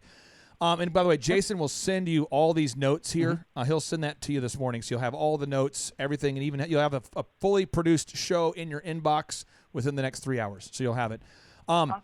So how do you build a way to clearly communicate the value you provide? Again, that would be at your website /staff, and it shows everything you provide. 2, how to build a way to clearly communicate the expectations for therapists? You want to document it, put it all at your website /staff, and when you onboard people or interview people, you want to go over those missions and values and expectations until your head explodes. And right when you get sick of talking about your mission and value, that's when you really need to focus on articulating your mission and value. And then when you get really nauseated and you think about, you know what, I'm going to try something new, don't. Just obsess on it over and over and over. And then how do you build carrots and sticks needed to ensure quality of work? What I like to do is I like to tell the employee, and I would encourage you to write this down. I like to say I don't know the pay structure for you in terms of the actual dollar amount, but work with me on this. I like to tell an employee, if you cut hair for me, I'm going to pay you minimum wage. And every week that you don't get a complaint, I'm going to bonus you up to $12 an hour. So if you don't get a complaint, you make $12 an hour. But if you get a complaint that week as a penalty, you shall make minimum wage. And it's amazing how few people get complaints under those kinds of paradigms. But when people get paid regardless of their performance, that's when the quality drifts. Is that helpful for you? Yep. Yes, absolutely. But you cannot legally deduct money from someone's check for failing to perform. You just can withhold the bonus. Okay. I know it's semantics, but I work with attorneys who are constantly informing me of these things. And I say constantly. It's like every time I see them.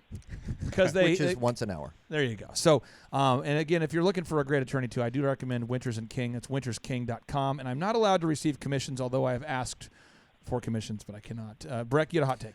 Well, so one of the things that we talked about earlier was the sales presentation, the packaging that you give to your clients and your patients.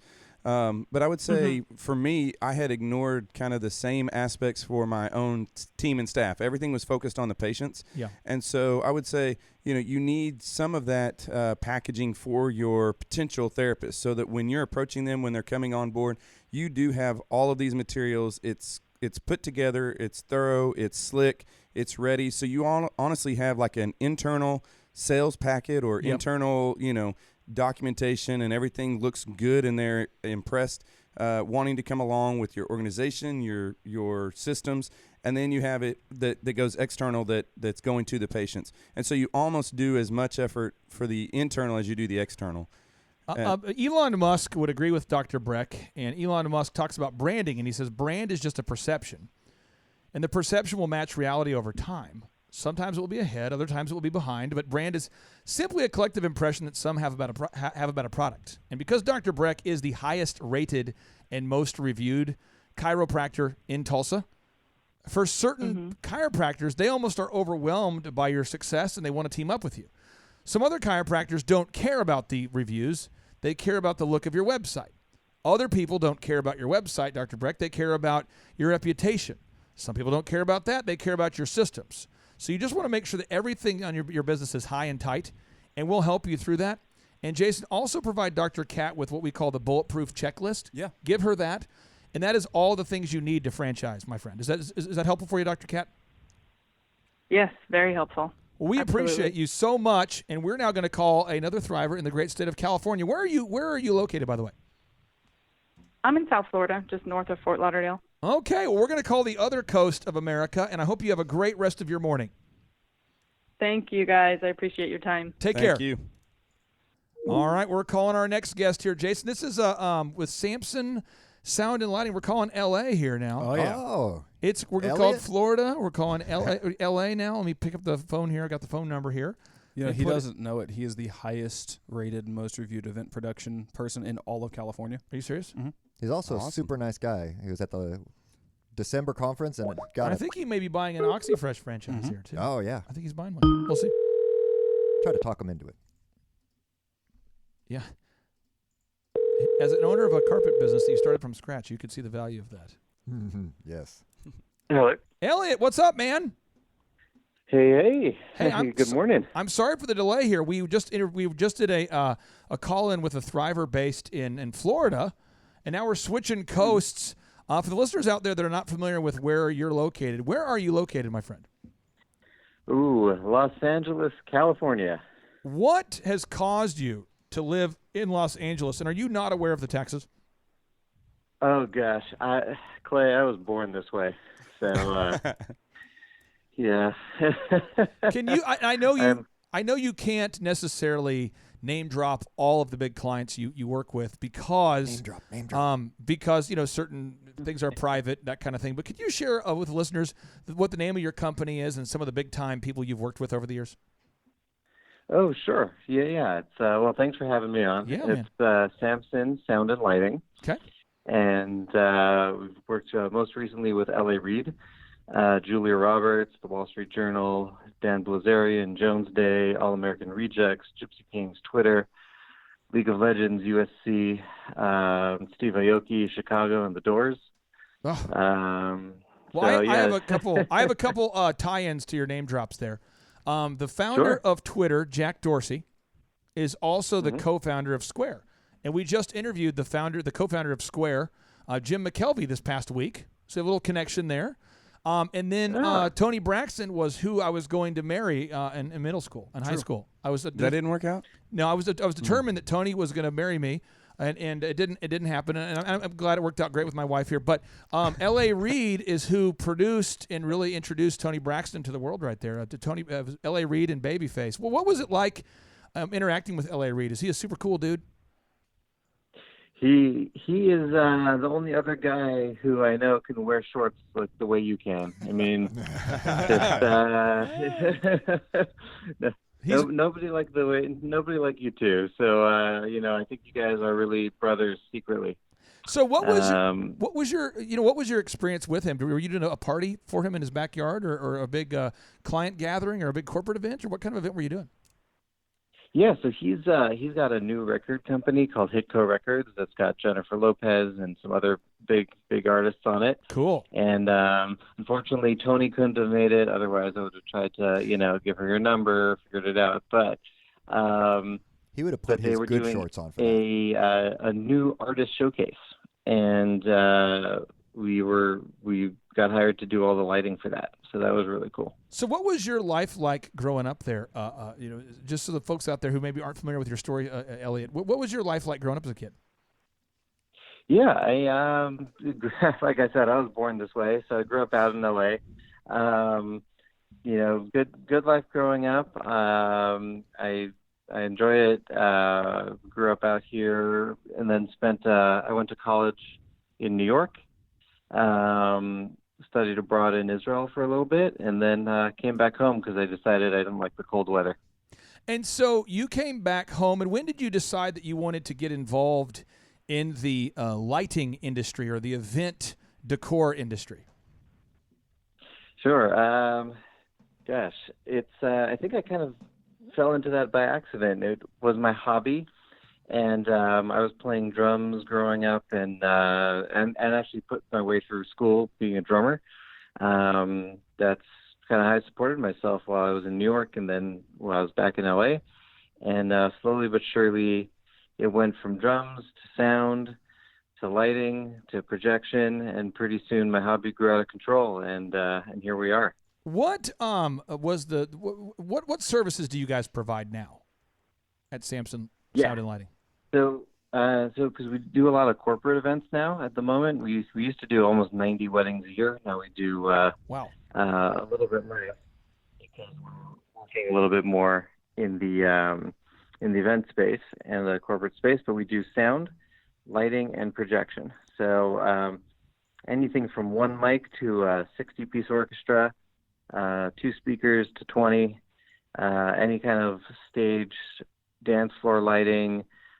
Decorative lighting, custom logos in light for companies, and projection screens. We actually just was at Jim Henson Studios, very famous out here, for looking to do an event for a client, and we're looking at putting about 8 projectors into that room to just have like a living decor for them. So it's going to be pretty cool. How did you fund and found your company? I mean, do you remember where you were located when you started the company? Well, I was in Oral Roberts University, my dorm room, and I just decided to start a DJ company. Oh, no, that wasn't me. Oh, okay, nice. I was going to say, we have a very similar background.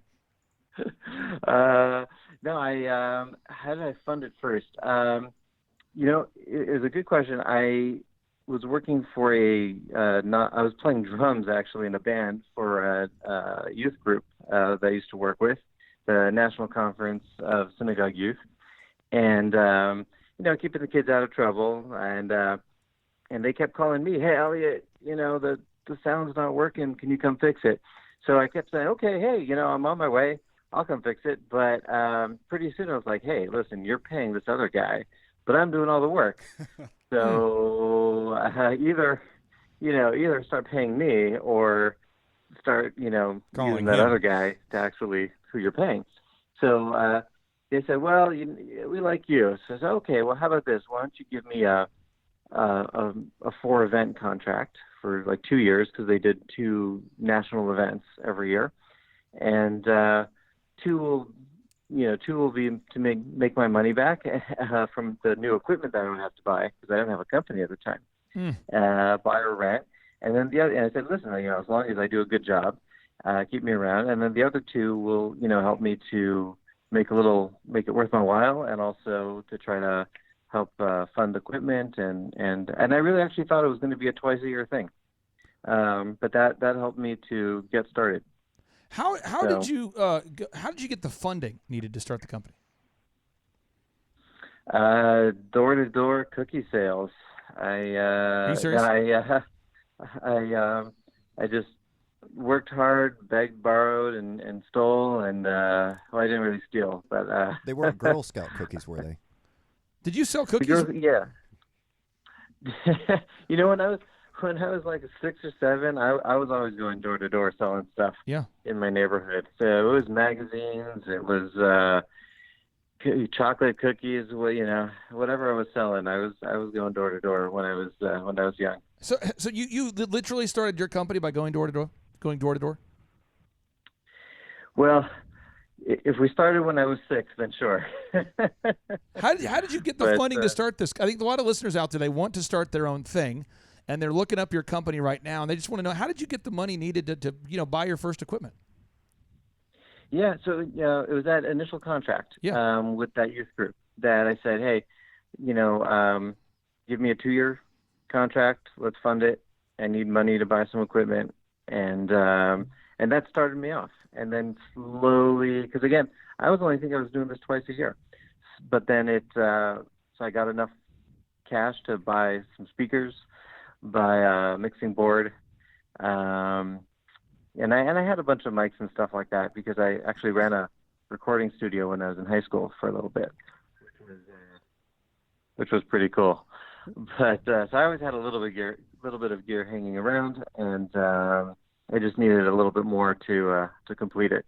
But I was lucky that I didn't have to go and take a big loan out. I was lucky that I didn't have to go and look for investors to get capital, because little did I know at the time, but I wouldn't have wanted to give up equity in the company just to get started. And I think if you don't have to do that, that's great. And I was lucky enough that I was able to build it slowly and kind of pre-sell those first couple contracts. Yep.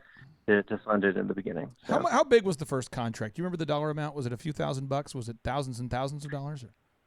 Yeah, well, to me at the time it was a big deal. It was about so it was 4 events, and each of them it was about 4 events. Each event was about $2,500. Cool, man. So that was a pretty big deal for you, about a $10,000 deal. I think, when did you say, I think this may work? I mean, when did you get some traction? When did you feel like this was actually working? Oh, wow. When did it, it's... Or have you even had that Vegas. thought yet? You were in Vegas, okay. Yeah, oh, yeah. So if we... you still got me over there? I got you. Oh, okay, cool. Yeah, so I was, fast forward a couple years, I was in Vegas and doing a week-long event, and there's all these posters in Vegas for all the performers and all the DJs, and I didn't really know who Steve Aoki was at the time, but I saw a whole bunch of posters with his face on it, and at that point, and actually I got a call while we were in Vegas to say, hey, can you do the charity fundraiser event for Steve Aoki? And I said, oh, you mean the guy on all the posters? Sure, why not? The man with the cakes? So then I figured, the man with the cake, yeah. It was the actually first and only event that I've done that they had a giraffe at that event. And they said, well, you know, Elliot, we're not going to spend a ton on the lighting because we think people are going to remember the giraffe more. And I said, huh? And I turned to the caterer next to me. I said, what did you hear? And he goes, yeah, I heard giraffe too. I said, Like a okay, real live that's giraffe? what I heard. Wow. So, and it was cool. We showed up. There was a giraffe on the red carpet. First time I ever lit a giraffe, and it worked out great. So now, how did you originally hear about us? So being a drummer, I was on tour, and the company was doing pretty well. I had a good team at the time doing events. I was able to put some systems in place kind of without knowing it. And I said, well, you know, I want to learn more about business and growing the business. And I got turned on. My synagogue had a mentors program. And that guy said, well, you know, why are you spending money on new equipment? And I said, well, because I like it and it's really shiny and these speakers are really cool. And he said, well, why don't you put your money into marketing instead? And I said, well, what's marketing? So I started to go online and look up podcasts and try to learn more about business and got a little bit hooked. And I have to say, I listened to you guys for about the full 3 weeks when I was on tour. And I was hooked. I went through, gosh, I don't even know how many shows. And then got a call from, I think, Marshall, actually. And did an assessment, and he said, hey, are you interested? And I said, well, I don't know. And very, very glad I ended up signing on with you guys. What's been your experience like attending the conferences and then the one-on-one coaching? So the conference is another world. It's the best thing you can go to really learn practical advice as a new business owner. And I think there's not only new business owners there. I mean, I was sitting in the room at the first conference with who's the gentleman who's the founder, or I'm not sure if he's the founder, but the president of Scribe Media. Oh yes, JT. Yeah, JT McCormick. Yep. So I got to sit next to him pretty much at that conference, and actually, funny enough, on the way back to LA, I was in the airport next to him waiting at TSA, and we were having a great chat. That's so funny. That is so funny because he produces the book for two guys you like, Jason. We've got Tiffany Haddish. Mm-hmm. He helped her publish her book, and who else was it? The Supermarine or the Goggins? Navy SEAL Goggins. Yeah. Yeah, and so, but again, it's so fun at the conferences because you're sitting next to entrepreneurs who are super successful, and it's just such a surreal thing when you're building a baby business and you're meeting with somebody who's way down the path, or maybe you're just starting and they're a little bit further down the path, or maybe they're at the end of the path. And we have one guy who comes to conferences a lot, who sold his company for a ton of money, and he was sitting next to one of my clients. This just happened yesterday, by the way. My client. This was the story yesterday. My client calls me and says, hey, I just got an offer to sell my company for $21 million. Would you do it? Oh. And I said, oh, yeah. Because based on the economy, the availability of private equity, his industry, a lot of variables. I said, absolutely. Sure. But what's interesting is that this particular thriver who has sold his business comes to the conferences just to look for opportunities and to meet other thrivers and to look for business niches to get involved in. And I want to go back into your niche, because your niche is sound and lighting. And you're obviously having some success now. You're building that momentum. But what was the lowest point for you? Because I think when you come to a conference, you can sit by people that are struggling or have struggled, and they kind of encourage each other. What was the lowest low point for you in your career thus far? Oh, sure. I mean, gosh, you sit next to JT and you hear his story, and I think, man, life's good for me. I had no issues growing up. I mean, he really had an amazing story. But, gosh, for me, I was building up the company. We were getting some momentum. I was storing my ever-growing gear in my grandfather's garage at that point. And we just I had floor-to-ceiling equipment in there. And I'd say within about 1 week, my wife and I had separated. So my marriage kind of fell apart, and my garage burned down. There was an electrical fire in there, and the insurance denied the claim, and left me with about $2,500 for everything that had been in there, which was probably 40 to 60,000 in equipment. So yeah, that was a rough week. I think I even came down with pneumonia that week also. It was quite a week. How did you not quit? How did you not quit? And what advice would you have for anybody out there who's going through a similar series of unfortunate circumstances? How did you not quit? Yeah, oddly enough, I didn't have a choice. I kind of thankfully didn't have time to think about it. I had an event that night. So even as the fire department's there spraying a whole bunch of water on the gear to put it out because it was on fire, neither of which is good for sound and lighting equipment. I had to figure out how to service my clients. I mean, really what I sell is not sound and lighting. I sell problem solving. And that night my client had a problem. He needed lighting and sound and a drummer.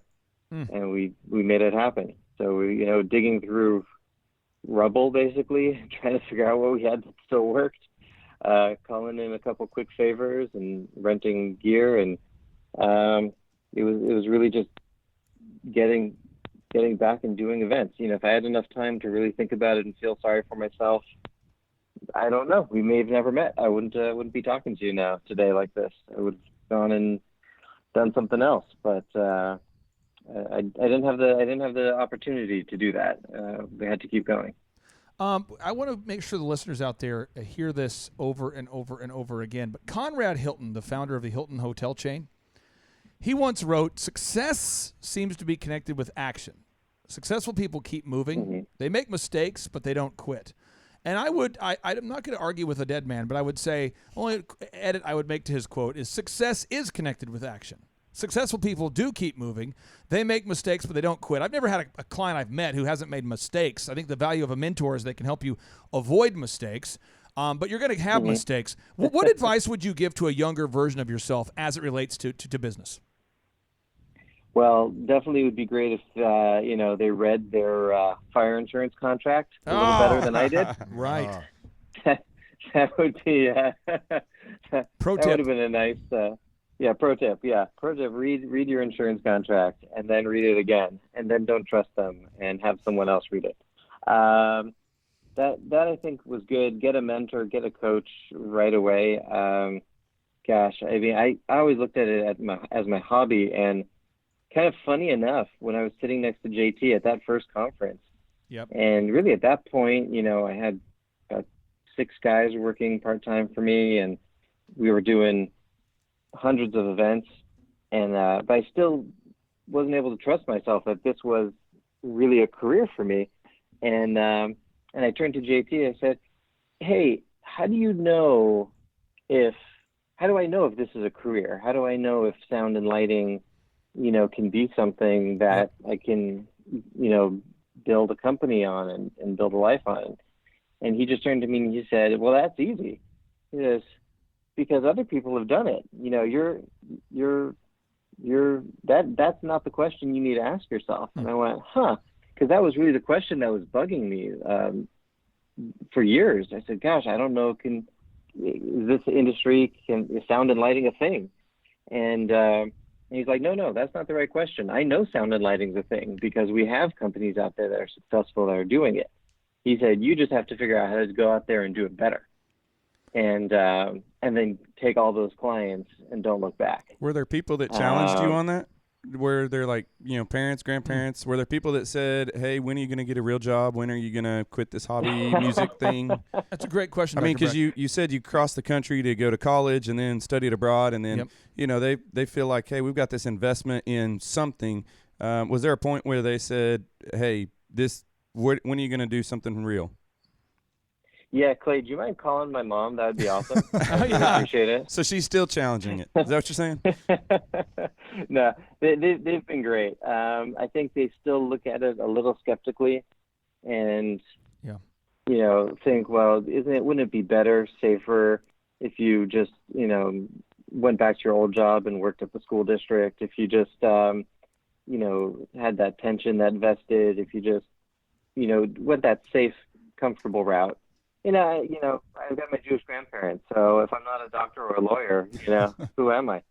I want to throw this out here for somebody out there because I vividly, we all experience entrepreneurship a little differently, but my wife and I, after I sold DJ Connection, I kept getting hired to do speaking events, and it was very organic how it happened. It wasn't any marketing. It was just, Elliot, people were reaching out to me, and I'm like, okay, I'll do that event. So I spoke to Rose State College.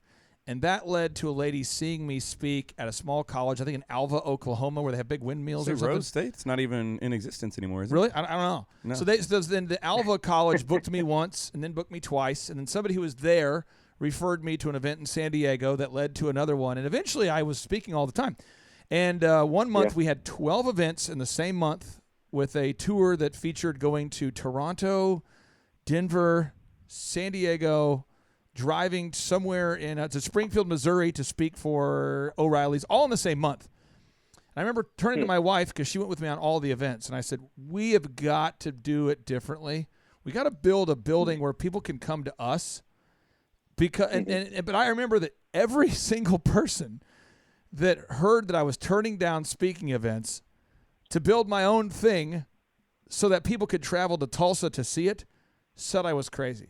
So I eventually just quit telling people. They would ask me like, hey, dude, how come you're not speaking anymore? I said, well, I am, but they're coming to Tulsa. And the first conference that I rolled out in Tulsa, we had 30, it was almost 40. I think Carter was at that one. Carter Watts was at that one. We had like 40 people in attendance. Yep. I think maybe, it was Dr. J was there, I think. Nice. And he flew in, and it's like business meets comedy. Yeah. And if you're not ready for it, it's like, is this a thing? Yeah. Right. And I think then those people referred people, and it starts to happen. But did you ever have like a if you build it, they'll come moment? We just talked about that. I never had that moment. I can just say that it comes down to marketing because I could feel I could feel like that's going to be a thing all I want, but until I actually market the thing and get it in front of our ideal and likely buyers, it's not going to be a thing. Final question here for you before we let you go here. You've read a lot of books on your path to success. What are a couple books you'd recommend for all the listeners out there to read? Gosh, well, you guys started me. I mean, so I'm definitely blaming you completely for this. I've been just listening. I do a lot of Audible because I drive a whole bunch in LA.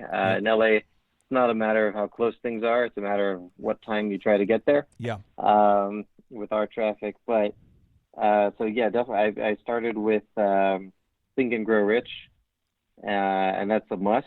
Napoleon From Hill. there, I think the last couple ones I've read or listened to. I like to say read because it makes me feel good. But the E-Myth by Michael Gerber. Yep. That one was awesome. I think I need to listen to that another 10 times. And then Cash Flow Quadrant by Robert Kiyosaki was pretty phenomenal. Cash Flow Quadrant, just so we know if you're out there, it explains the journey of going from an employee to being self-employed to being an owner of a company that doesn't require your time to being an investor. It's a phenomenal book. Think and Grow Rich, I named my son after the author, Napoleon Hill. My son's name is Aubrey Napoleon Hill. An E-Myth by Michael Gerber will teach you how to work on the business and not in the business. I have, I guess, one final sneaky question for you. For anybody out there who has not come to a conference yet Why do you believe they should all come out to at least one in-person workshop? I think just like you said, you can read these books and learn how to work, on your business and not in it, and learn how to try to take your money and buy, assets. But the conference is such an immersive experience, from just the energy to sitting next to people who have done it and done it multiple times successfully, getting all your questions answered. That's amazing, Clay. I don't know how you get these whiteboards filled up with questions, and then you think, man, there's no way he's going to answer all these questions. And then you guys just blast through those. So it's very personal and it's very practical. So, I think that's something you can only get at a conference, is the personal and the practical. And you might get to be next to the I've never founder seen of another Sound and Light. conference that done it. It's done it. Well, I appreciate you so much for taking your time out of your schedule, and for waking up at 5 in the morning your time on the day where we lost an hour. True. So I appreciate you for waking up 4 o'clock California time to bless people that you've never met. Again, Mr. Samson, thank you so much. And what's your website one more time so the listeners out there can check it out? Yeah, absolutely. So the company is Samson Sound and Lighting, and the website is lalightingandsound.com, and it's a phenomenal site designed by Jason over there and the team at Thrive. And you guys just keep helping me grow it and scale it and repeat that. So I appreciate you guys. We appreciate you, my friend, and I hope you have a great rest of your Sunday. We'll be talking to you soon. Thanks so much. All right. Take care, man. Take care. Stay warm. Bye-bye. Now we're going to call. We've called a Thriver in Florida. We've called a Thriver in California. Now we're calling a Thriver up in Canada. Don't you know? And we're going to go east. We got to go north or south. We're going north Left, now. right, middle. No Thrivers today in Mexico. But we do have Thrivers in Mexico that attend our conferences, but they're not going to call one today. And what we're going to do is we're going to have the founder of Boom Mobile hop on your mic there, Mr. Complete Carpet, and we're going to call our favorite Canadian friend here. We're calling Mr. Josh Spurl here. Here we go. Oh, yes. Here we go. We're doing it. We're calling Spurl in the morning. Can we get him? Will he pick up? Will he reject us? Will he pick up? I used some of the advice he gave a few weeks ago when we were on a call with him. Really? Yeah, about the business valuation. Yes, I use the Kanye podcast. It blew people's mind. Now, the thing is, because the times have changed all across the world, right? He may. Spurl? You've reached Josh Spurl from Spurl & Associates, Chartered Professional Accountants. So we might not have clarified the new time. Let's try him one more time, because we're entrepreneurs. We'll call somebody multiple times here. And by the way, Mr. Boom Mobile, can you share with the listeners what your name is and what company you started there? Sure. Jeff Holly, Boom Mobile. Boom Mobile. And do you have unlimited phone plans at Boom Mobile? We do. What carriers do you provide service for? We provide service on AT&T, Verizon, and T-Mobile. If I were to use your phone service and call Canada, would I have to pay extra to call the Canadians? No. Okay, I'm going to call right now. I'm calling here. I'm calling up there. I'm currently not using Boom Mobile, but each week I put Jeff Holly to the test. We ask him rough questions, the tough questions that only you would ask if you were thinking about switching phone carriers. Are we going to get another rejection? I think we're going to get shut down. Typical Canadian socialist. Oh, don't worry about it. Hi, Clay. What's up, man? How are you? Pretty good. Hey, I know that the calendar, the times have changed on us, and I did not clarify. But are you ready to rock? Sure, we can do it. I can open the computer and we can roll. Yeah. Absolutely. For you, because we lost an hour. I got to tell you a funny story here, Breck. This is a funny story. My wife and I last night, we were in the hot tub. Yeah. Celebrating. We got the new the road, the path's being built. We've got the land's been cleared to put the new building and these things. So we're kind of having a little celebratory evening in the hot tub. And it occurs to me, oh no, we have a show tomorrow morning at 6 a.m. Right. But then I thought, no. Oh no, we have a show at 5 in the morning tomorrow. Right. Then it occurred to me, oh no, we lost an hour and we have a show at 4 in the morning. True. Am I right, Jason? Yep. So we got up. I woke up at 2:30 Central Time, or what was 2:30. Now it is 3:30. Yep. What time did you go to bed, Jason? Oh man, so I went to bed like at 9:30. I realized I should have gone to bed like at 7:30. Well, I had a couple of adult beverages with my wife. I went to nice. bed around 10. Oh, you're a wild man. And I set my alarm for 3, not even remembering it was daylight or what spring forward or whatever you want to call it. That's I didn't realize it until in my groggy drive in. I thought, why in God's name are there so many people on the BA at 3? Oh, it's technically 2, and the bars just let out. Unbelievable. Breck, what time did you go to bed last night? I went to bed, I think it was about 10. You're an entrepreneur. What time do you wake up most days there, Breck? Normally about 4:30. 4:30? Yeah. Jeff, you're an entrepreneur. What time do you wake up most days? Between 5:30 and 6. 5:30 and 6? Sproul, what time do you wake up most days? 5 o'clock. I just want to make sure the listeners out there get this idea. Please get this idea. If you're a entrepreneur, if you're somebody who wants to become an entrepreneur, step 1 to becoming a successful entrepreneur: wake up earlier. Every entrepreneur I've ever met who's successful wakes up early. Step 2, make a to-do list every day. Step 3, have a calendar. Because last night I would not have remembered. Let me recap the show lineup we've had this morning so far.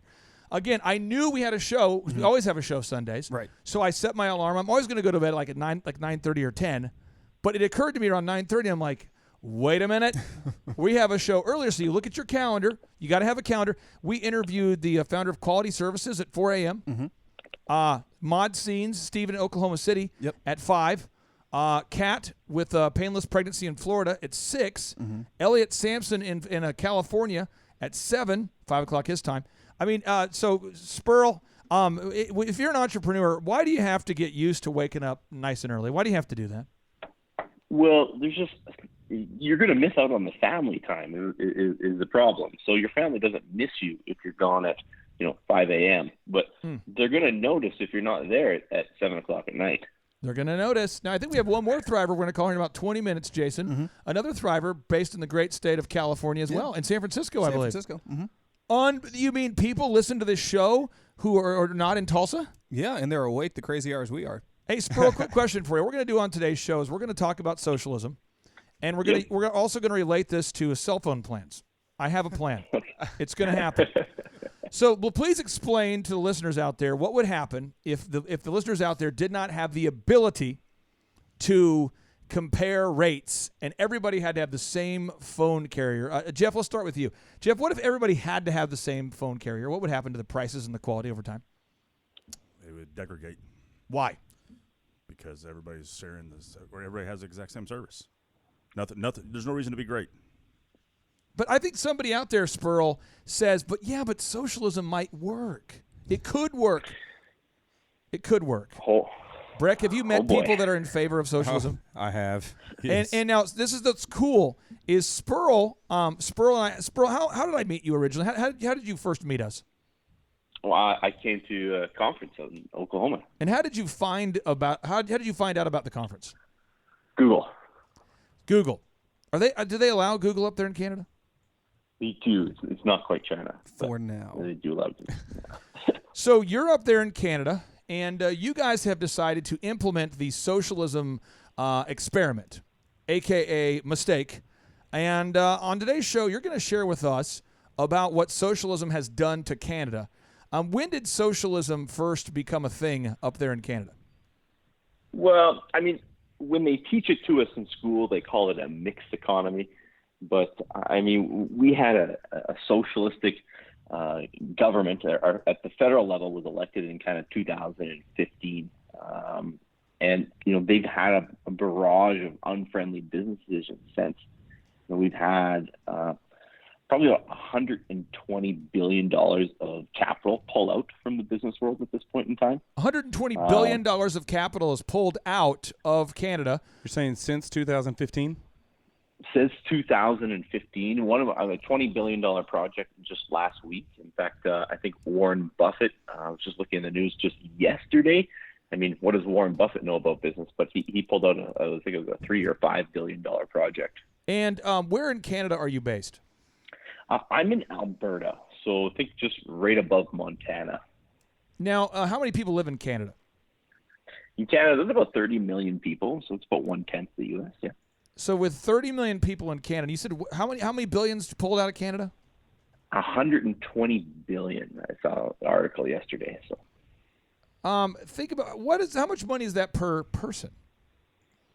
oh boy, think about that. Yeah. Well, right now, just so you know, that's $4,000 per person that was pulled out of Canada so far. So, Spurl, talk to us about how was socialism sold? How did the people in Canada, the good hockey-loving folks up there, how did they get duped into voting for socialism? Well, it's a combination of I think free stuff and kind of this utopian worldview that there's some sort of perfect solution out there. Jeff, when you meet people that haven't compared phone plans for a long time, or they haven't used capitalism to compare, what tends to happen to their phone bill if they haven't compared rates in a long time? Just continues to grow. So what's the average person paying for their phone bill now if they have an unchecked cell phone bill, unchecked smartphone, if they haven't compared in a long time? Oh, they're paying probably double the price. Double the price? What's your website again, by the way? www.boom.us. But again, you allow people to compare, and when they compare, are people shocked about how much money they could be saving? Generally, yes. So, Spurl, I want to ask you this. In Canada, we talk about socialism going in and impacting this, but on a very practical level, how has it impacted? Like, what has it done specifically? Like, has it raised wages? Has it decreased competition? I want to know on a very practical, linear, specific, just tell us all the things that have happened that are a sign that socialism is at work.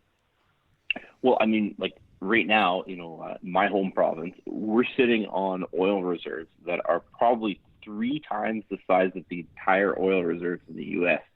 But we have unemployment of about 7% compared to 3.5% in the U.S.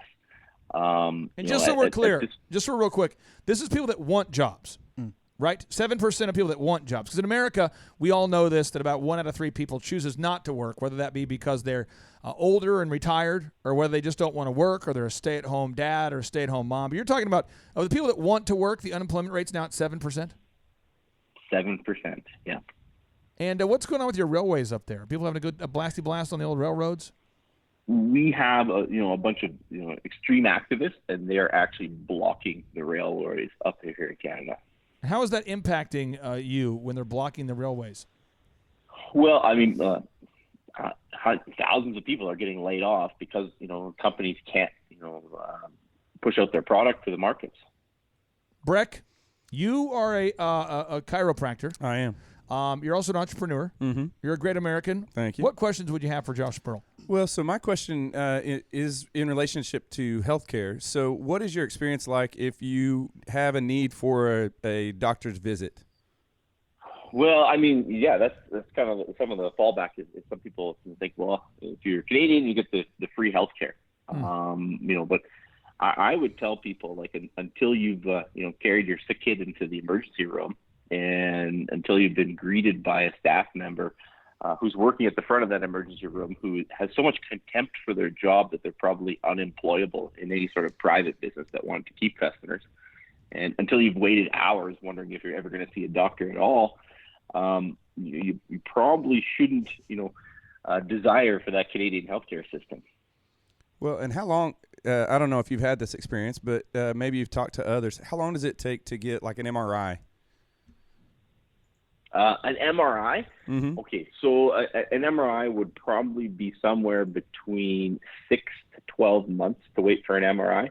Thank goodness, I don't know why, but there's some, leak in the system where it allows us to actually pay for an MRI. So I've never actually waited the 6 to 12 months. I just pay the $800 and I'm done with it. Hypothetically, if I accidentally swallowed an Allen wrench the other day, they wouldn't be able to find that for a year?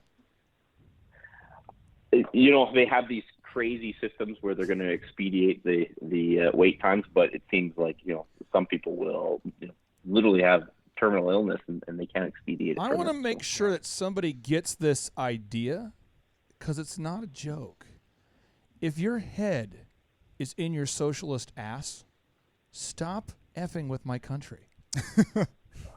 I'm serious. Because what happens is I have family members that voted for socialism who live in Europe. Yeah. And they now fly to New York because she had an abscessed tooth. and she went to go see the socialist dentistry that she voted for. Mm-hmm. True story. Yeah. 1 year waiting list. Right. So she had to fly to New York and borrow money from family to do it. And this is an American who chose to move to Europe because they liked socialism. If you're out there and your head is in your socialist ass, move. Go move to Europe. Move your ass out of here. Because every single time that socialism has been implemented, we'll go with Cuba, we'll go with North Korea, we'll go with the USSR, we'll go with Nazi Germany. Nazi Germany. We'll go. Let me talk about Germany for a second. Germany is where the economy got so bad due to hyperinflation. So that's where the government's just printing money, that eventually the government, the people, were looking for a fall guy. They wanted someone to blame. And because the Jewish people were raised to save their money and to work 6 days a week and to be industrious, they looked to them and said, oh, it's their problem. And because there was a very charismatic man by the name of Adolf Hitler, who was a gifted communicator and the worst person ever, he convinced a group of people to round up all the wealthy people and to steal all their stuff. And that's what happens when you give your power to a totalitarian government or to a government at all. Have you seen anything get better at all in Canada since socialism has been approved? Anything at all? No, we moved from a pretty centrist government who had an economist at the helm to a very left-wing government in 2015, and things have gotten dramatically worse. What things have gotten worse? Give me some specifics. Tell me how things have gotten worse. I mean, you go back to the unemployment rate. You go back to the people blocking the railways. There's been really no change in the healthcare system. I mean, people elected these left-wing governments because they thought it was going to get better, and there's no change. There's still hours and hours of wait times. So we're really dealing with the same thing. Do you have more and better choices at the grocery store? The exact same choices at the grocery store, although apparently there's no toilet paper at the moment because we don't have any railways and people are scared about Corona. So who knows? This is an interesting thing real quick. I want people to get this idea. We had an employee who used to work for me years ago, not too far ago, so she could probably guess who I'm talking about. And I know she listens to this show sometime out of contempt, so hopefully she gets this message. But she, at one point, was in favor of universal phones. Mm-hmm. Because this was a thing that was being promised by one of the guys who wanted to become president. They wanted to give you free phones, right? Free college, free phones, free college, free phones, free college, free healthcare, free. And what happens is when you get free stuff, you eventually lose your freedom. But Jeff, what would happen? Because this person was passionate about free phones. What would happen if the government was the phone carrier, the one phone carrier? What would happen? I mean, you would never have a service that works. And why would that be, Spurl? Spurl, why would we lose the ability? Why is it that in Spain right now, and in Venezuela, and in Cuba? By the way, Cuba was once a prosperous island. Mm-hmm. Why are these places, Spurl, not? Because you're an accountant, you're a CPA. Explain this to us. Why would the quality go down when government gets in charge? Well, probably the best story I can bring out to it is when I was a kid. The Alberta government had a monopoly on selling liquor. So if you wanted any, beer, wine, spirits, you had to go to an Alberta government store. There was no private stores. And despite having a monopoly on selling liquor, the government managed to lose money at this function. So if you can imagine, if you gave any private business a monopoly at selling liquor in any state or province, you would think they could turn a profit. But government can find a way not to turn a profit at that. I have a friend of mine who works for a government agency. No, not a friend. A guy who used to be a friend of mine before I discovered that I have nothing in common with his worldview, and his worldview is actually antagonizing and killing mine.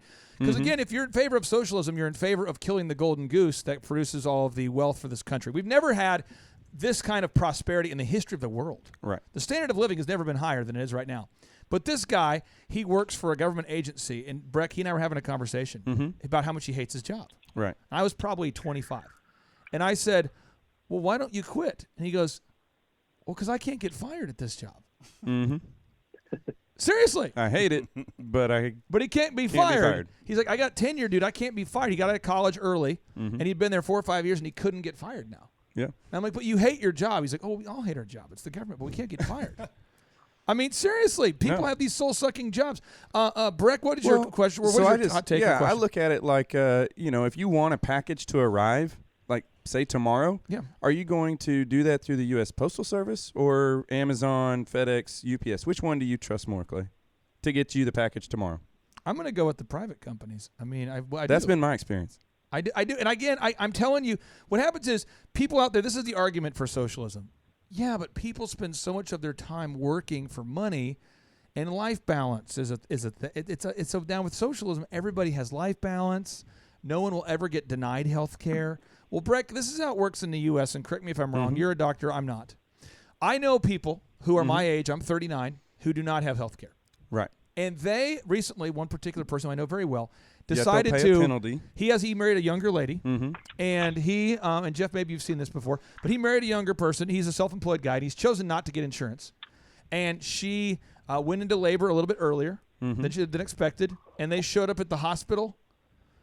Would it be shocking to you to know, Jeff, that they did not tell them they had to go away? Would it be shocking to you to know that the hospital actually took them in? Would that be shocking to you? No. Would it be shocking to you, Breck, to know? Not at all. No. So this myth of people being denied health care coverage isn't even a thing. No, I have several friends who actually work in the ER, and even when this was coming around with Obamacare and it's a made-up universal health care, they've always had access. Didn't happen. Right. I mean, they work in the one of them in particular works in Oklahoma City in the downtown hospital. I can't remember. I want to say it's Mercy. Yes. But they see a lot of people that can't afford or don't have health care, and they never get turned away. They've always been available to be seen. And this guy who I talked to, he says, well, the reason why I don't get health care, I said, why do you not have health care? He goes, because I'd have to pay for it. Right. I'm serious. Mm-hmm. This is the thing. This is the argument that is being made. And then people will say, well, yeah, but there's that one person who spoke at that one rally or that one event who didn't get health care. Right. Really? Have you seen these people? Jason, have you seen the homeless guy in front of the Brahms by 71st and 169? No, but I see the guy who's always at the Quick Trip at 96th. Have you seen that guy? Mm-hmm. There's a Brahms at 71st and 169. You've seen it. I've seen him. And Spurl, a sign says, "Will work for food," is what he's holding. But literally within 15 feet of him, not 15, probably 150 feet of him, he can see the sign. Mm-hmm. Brahms has a sign that says, "Now hiring, part, full-time, all shifts available." I want to be the matchmaker here. I want to be like, what? You are Cupid. I don't know if you want to get involved. Now, Jeff, let's talk about this. As you've grown Boom Mobile, you and your wife started Boom Mobile with how many dollars did you have money saved? How did you start Boom Mobile? Bootstrap. Did you just cash out your savings and just go for it? We hawked and tried to pawn even our wedding rings to get the cash flow to start. How long have you run Boom Mobile? 23 years. How long did it take? How much money did you make the first year? $11,000. Are you making more than $11,000 now? Yes, sir. Do you have thousands of clients now? Yes, sir. You have thousands of clients now? Yes, sir. If you do a bad job, can customers go somewhere else? Absolutely. Somebody should get this idea. So you, Breck, you went to school to become a chiropractor. I did. How long did you go to school to become a chiropractor? I was able to accelerate a bit, about 6.5 years. How long were you a chiropractor before you were able to make a decent income? For me, that was about 12 years. 12 years. Mm-hmm. So you went to school for 8.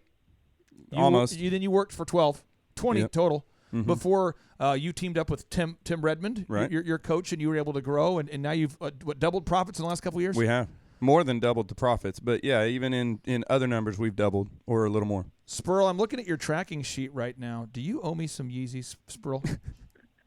I think it's happening, Clay. I was doing some preliminary figures. I think it's happening. Now, real quick, I want to make sure we get the specifications. Now, our shoe size is the same in Canada as the U.S. I just want to clarify. I just don't want you to have like your toes cramped. The shoe sizes are the same. I want to really clarify that we all get them. Well, this is the deal. If one gets it, we all get it, right? That's socialism. Yes. There it is. Hey. Now this is the. I'm looking at the tracking sheet. I won't put this on the show notes here, but we're looking at the tracking sheet, And we have this little number we just got to right here. And this is a little number, Jeff. You can see this number. And the thing is, I was telling Sproul about it. It's an American tradition for people that live in America who host the Thrive Time Show podcast. And the rule is, when a client hits their goals, Jason, they start to feel what? What do they start to feel usually? They start to feel bad, like they're winning too much, you know? Like, should I keep all of this? Is all this for me? Am I becoming a little too braggadocious? And you've seen this before, Jason. You've met some of our clients at conferences. Yeah. Do they, I mean, sincerely, do they not occasionally feel bad? Yeah, I mean, unless their name's Steve Currington. Okay. Then Steve doesn't feel bad about it, right? No, not at all. But we've heard in the Bible, a lot of people have talked about this in the Bible, in the book of Acts. It talks about how it is more blessed to give than to receive. Have you heard that verse before there, Sproul? Yep, I've heard it. And you are receiving so much that you're starting to feel bad. And so I don't care about feeling bad. And so what size shoe do we need? Jason, what size shoe do we need? It's a 13. A 13. So we need a size 13 Yeezy. And then if we receive that, you will no longer feel bad, and I will carry your shame on a daily basis around this office, Sproul. And but seriously, I want to talk about this for a second. You started your CPA firm, and you're setting records. You're having a great year. But how long were you in business before you figured it out? Before you started making some money? Well, I mean, I suppose we were making money right from the start, but in order to really dominate the market and really start putting fear in the hearts of the competition, was when we started working with you guys, Clay, especially since the economic situation that we're dealing with here at the same time we're doing this. How long have you and I been working together? Oh, probably about 2 years. And you're one of my favorite humans. It's just awesome to see your company grow. But this is the thing. This is what's great about capitalism. Jeff, if you don't like your accountant, what could you do? Change it. Breck, if someone doesn't like your chiropractic care, which they like, by the way, but if they didn't, what could they do? They can leave. They can go somewhere else. Sproul, what would happen if somebody doesn't like your accounting service? Because, by the way, you are Canada's highest rated and most reviewed CPA firm. What would happen if someone doesn't like your service? What can they still do? Even though you have socialism in your economy, it's not completely socialist yet. What could they do if they're not happy with your accounting services? They can go somewhere else. Now, what happens when you remove that, Sproul, the ability for someone to vote with their dollars? And now they have to use you because it's a government-supported CPA firm. What would happen? Well, it becomes inefficient. Despite all these idealistic, solutions that socialists come up with, government has never demonstrated the ability to execute on those solutions, Clay.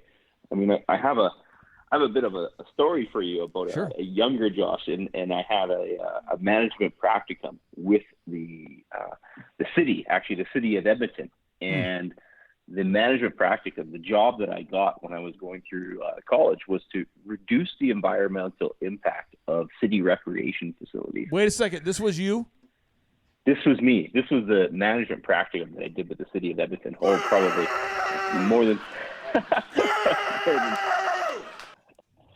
Was there something wrong with you at that time in your life? More than 20 years ago, I had to find this management practicum, and the city hired me. And it's a little bit of a funny story. Real quick. I want to speak some truth into someone's life. Almost all young women are socialists until they start paying taxes. I'm telling you this.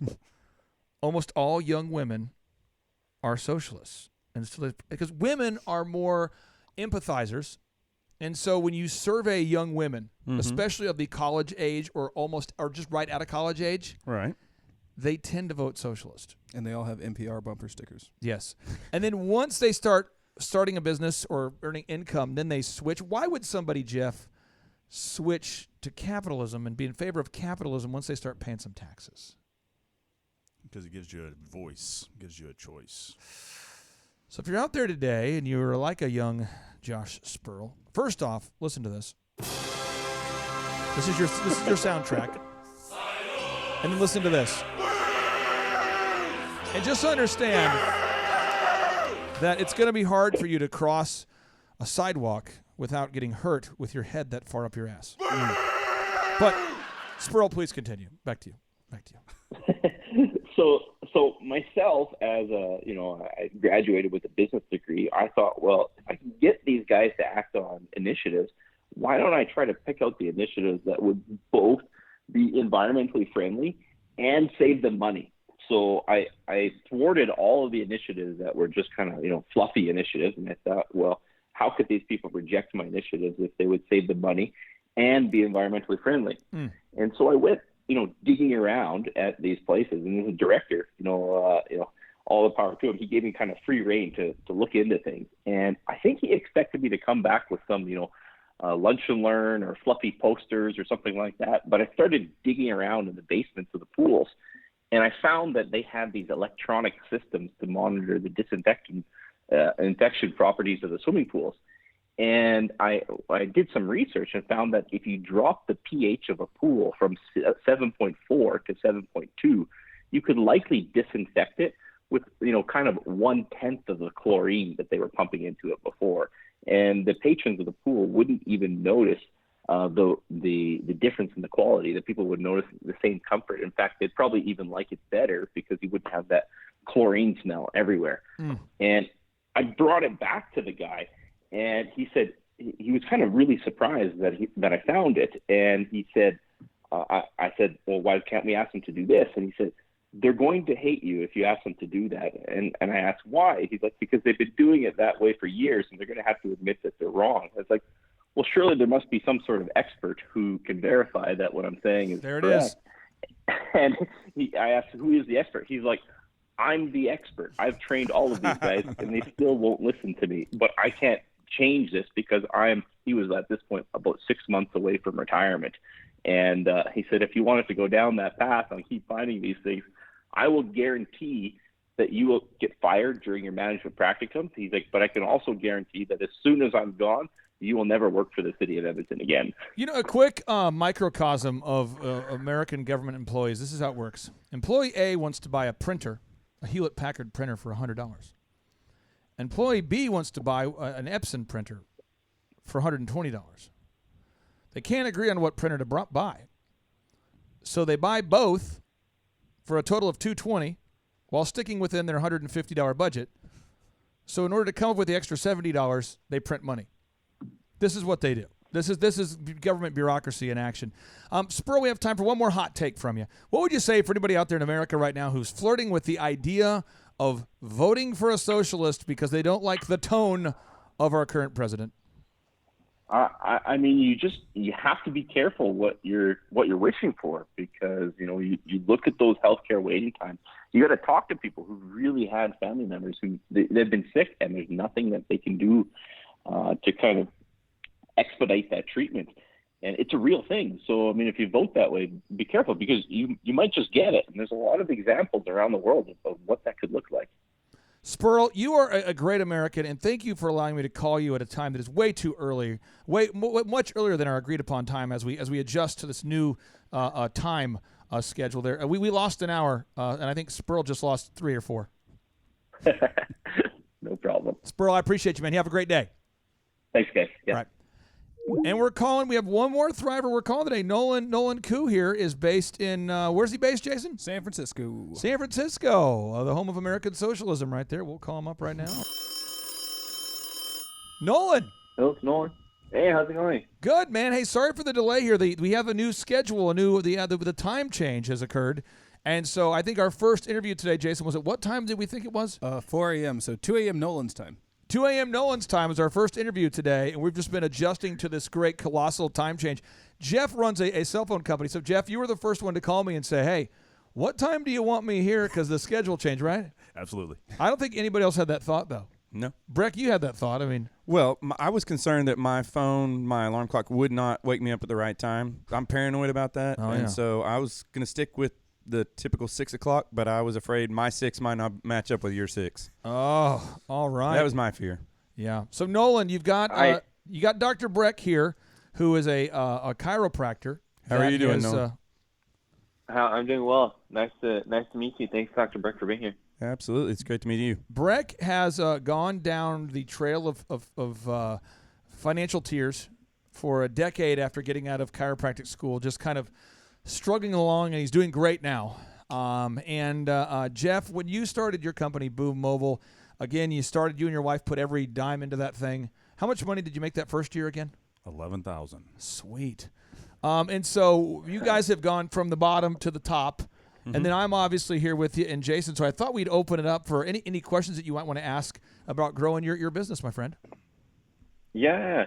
No, once again, thank you for the opportunity. I think it's the case where my main one, and I spoke to Jason about it already, was what's the ideal and likely sort of buyer for you for these coaching calls? Because I feel like I'm too small of a fry. I've been in financial services for a decade as a financial planner. Just started off my own business last year with Thrivent, and I made $67,000. We just bought a nice big home with our second child that was just born 3 weeks ago. Shout out to Mateo. Yes, exactly. And I have my in-laws here, not breathing down my neck. Everyone was just like, all right, so Nolan, are you going to support the family or not? And I have my F6 goals right now, and I look at them every day. Yep. And I'm meeting a lot of people. But, once again, just trying to figure out when is the right time. What I wanted to do was give you very specific action steps, and then I'm going to have Jason send you the audio so you can listen to it. But this morning we interviewed a guy who had a company called Mod Scenes, MOD SCENES, Mod Scenes. Yep. And when we first started working with him, he was in the exact same spot that you're in.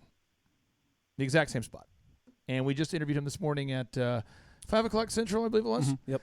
And now he's landed the accounts for Chick-fil-A, Disney, Saddleback Church out there in California, Life Church, big clients. We also just interviewed another guy out in California, or another client in California. This would be Elliot Samson, who has landed L.A. Reid, Julia Roberts, the Wall Street Journal, the All-American Rejects, and he also was in the same spot you're in. So that's two people this morning so far. But there's your path as a financial service provider is one of rejection that nobody else in the world is going to relate to. Like nobody in the world, except for maybe, so I'm going to give you some stats, and Jason, you can put it on the notes here. But Nolan, in our country, you have 330 million Americans, and 96% of the people that go out there and start a business fail, according to Inc. magazine. 96%. So in our country, and you're a math guy, you're a financial guy, so I'm just giving you hard stats. There's 330 million Americans, 22 million of which have active businesses. 22 million. The SBA says there's 28 million people that have an LLC, but 22 million with an active business. So if you think about this, if 33 million people had a business, that would be 10% of our population. But it's not 33 million. It's 22. So 6% of our population is self-employed, and 96% of those business owners fail, which means that you have a 0.0033% chance of succeeding as an entrepreneur. 0.0033%. So it's 0.3%. So Jeff, that first year when you were growing Boom Mobile, how much revenue did you do the entire first year? Boy, revenue. Or how much profit did you make? So I mean, I brought home $11,000 for the first year. And how many clients do you have now? Tens of thousands. But when you first started, the first year you made how much again? 11,000. And you made how much, Nolan, your first year? 65,000. Yep. See, so you're like 5 times more successful than Jeff was. Yep. If you said he brought home 11,000, I think he still might have beat me. But, now, yeah. And Breck, no, and you how after medical school, Breck, how long before you made any money? Well, I came out. I was about 165,000 in debt. So if you take that into account, it took a while. Took a while. Yeah. So I would just say contextually, just to give you some context, you're further ahead than Jeff was, much further ahead than Breck was, and nobody is going to relate to you. So if it was me, my advice to you or anybody listening is I would never, ever talk to my family at all about business. Amen. Mm-hmm. I never, ever would I do anything like speak to my family about business because they're all wrong about everything all the time. I have my own dad on video telling me I was going to fail when I started my business. Yes. So if you look at me now, Dad. So if you talk to the family is always going to say, well, you're not seeing any traction. Why don't you? So take aside coaching. I don't even care about coaching. I'm just talking about in general with your career. You want to make sure that you only network with people with a high net worth as it relates to receiving feedback from them. Does that make sense to you, Nolan? Yep. So one is you want to be indoctrinated by only successful people. So I'll give you an example. We have one lady flying to Tulsa on Monday who is one of the top literary agents in the world to meet with me, not this Monday, but next Monday, about a big project. And that is a statistical improbability that the woman who's one of the most successful agents in the world would be willing to fly to Tulsa to see what we do. But I believe last year our average client grew by 104% was the average, and 96% of businesses fail. And I want her to see and meet my clients who are all statistical anomalies. So I'm going to go around the horn here because I want to get wisdom that's not just from me here. Jeff, if you're sitting down with your son or an entrepreneur out there, somebody who's saying to you, hey, is it worth it? What would you say? Absolutely. Why? You can't replace the time that you gain, the experience that you gain, and the freedom that you gain from being an entrepreneur. Breck, is it worth it? Yeah, it's not easy, but it's definitely worth it. So now that we've clarified that, I'm going to get specific into how it's worth it. Yesterday, I went to pick up my son from his friend's house. And I bet, we have a pool behind our house, and the kids were like, it's really cold right now because it hasn't been warm yet, really. Right. And I said, if you guys will hop in the pool, I'll buy ice cream. And they said, well, we're at the age of our life where anything for ice. Are you serious? Are you how much ice cream? I'm like, well, we're going to get one of those Brahms. It's where it's got it's like you pour an M&Ms into it there, Nolan. Yeah. You pour the M&Ms into it. The mixes. The mixes, yes. Nolan, do you have mixes out there in California? Never heard of it. Kind of like a Blizzard if you're a Dairy Queen. If you're a Dairy Queen guy. Yeah. Oh, yeah. And there you go, Blizzard. I know what that. And they're going, you're going to give us Blizzards?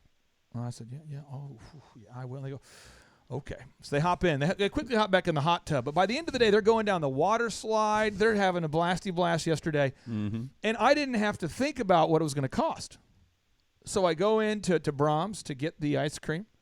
And I gave my daughter the credit card to go buy it. And she came out. And I didn't have to think about what the ice cream cost. I didn't have to think about how much the pool cost. And then we turned on the hot tub. And we had a parent of one of the kids who is a nice person, but who is wrong about everything as it relates to business, because it's, again, only 0.0033% of our population is right about business. He says to me, how much does it cost to heat that up? If you have to ask, don't have it. Just what he asked. No, but he didn't ask. There's some truth there. No, he did not ask me in a way of like he had a question. It was a statement question. Yeah, right. What does that cost? And I said, well, what do you mean? Because I wanted to know what he meant. And he said, I just want to know. I mean, it seems like it'd be like a lot of money. I mean, that just seems like you're throwing money down the drain. I said, a lot of money. And seriously, this conversation happened. And he was not a fan of my answer. But he has a job that he makes about in Tulsa money from what he does, because he's told me in the past. I never ask people what they make. Right. But he's told me what he makes. And in Tulsa, $50,000 a year is not bad. But he has chosen to die at the age of 30s when he decided to die. But he's just waiting to be buried until he's about 75. So he hates his job. He makes $50,000 a year. And he has no upward mobility. Well, now, and he resents you for yours. He does, but it's safer. Right. And we've talked about, I've never brought it up to him, Nolan. I've never said, hey, go start a business. Because it started off, he started asking me about 4 or 5 months ago. This was the statement he made. He goes, do you ever get tired of striving? And I said, no. And he says, but dude, I mean, I once tried to, now he did not do financial services. He tried to be an insurance agent. And he said, I tried to do the insurance agent thing, and it seems like you get a ton of rejection. It's not worth it. That's what he said months ago, you know? And I said, well, I, as an entrepreneur, if it makes sense, I was trying to help him because I thought he wanted help. I said, I actually love rejection. I have got to a place in my life where I sip on the haterade, and it fires up the mothership. I like it. So whenever I hear that, I'm giving you some phrases that I hear in my head that hopefully are helpful. Every time I hear the word rejection, I just hear it as a step in the right direction. And I don't remember I don't remember the no's. I only remember the yeses.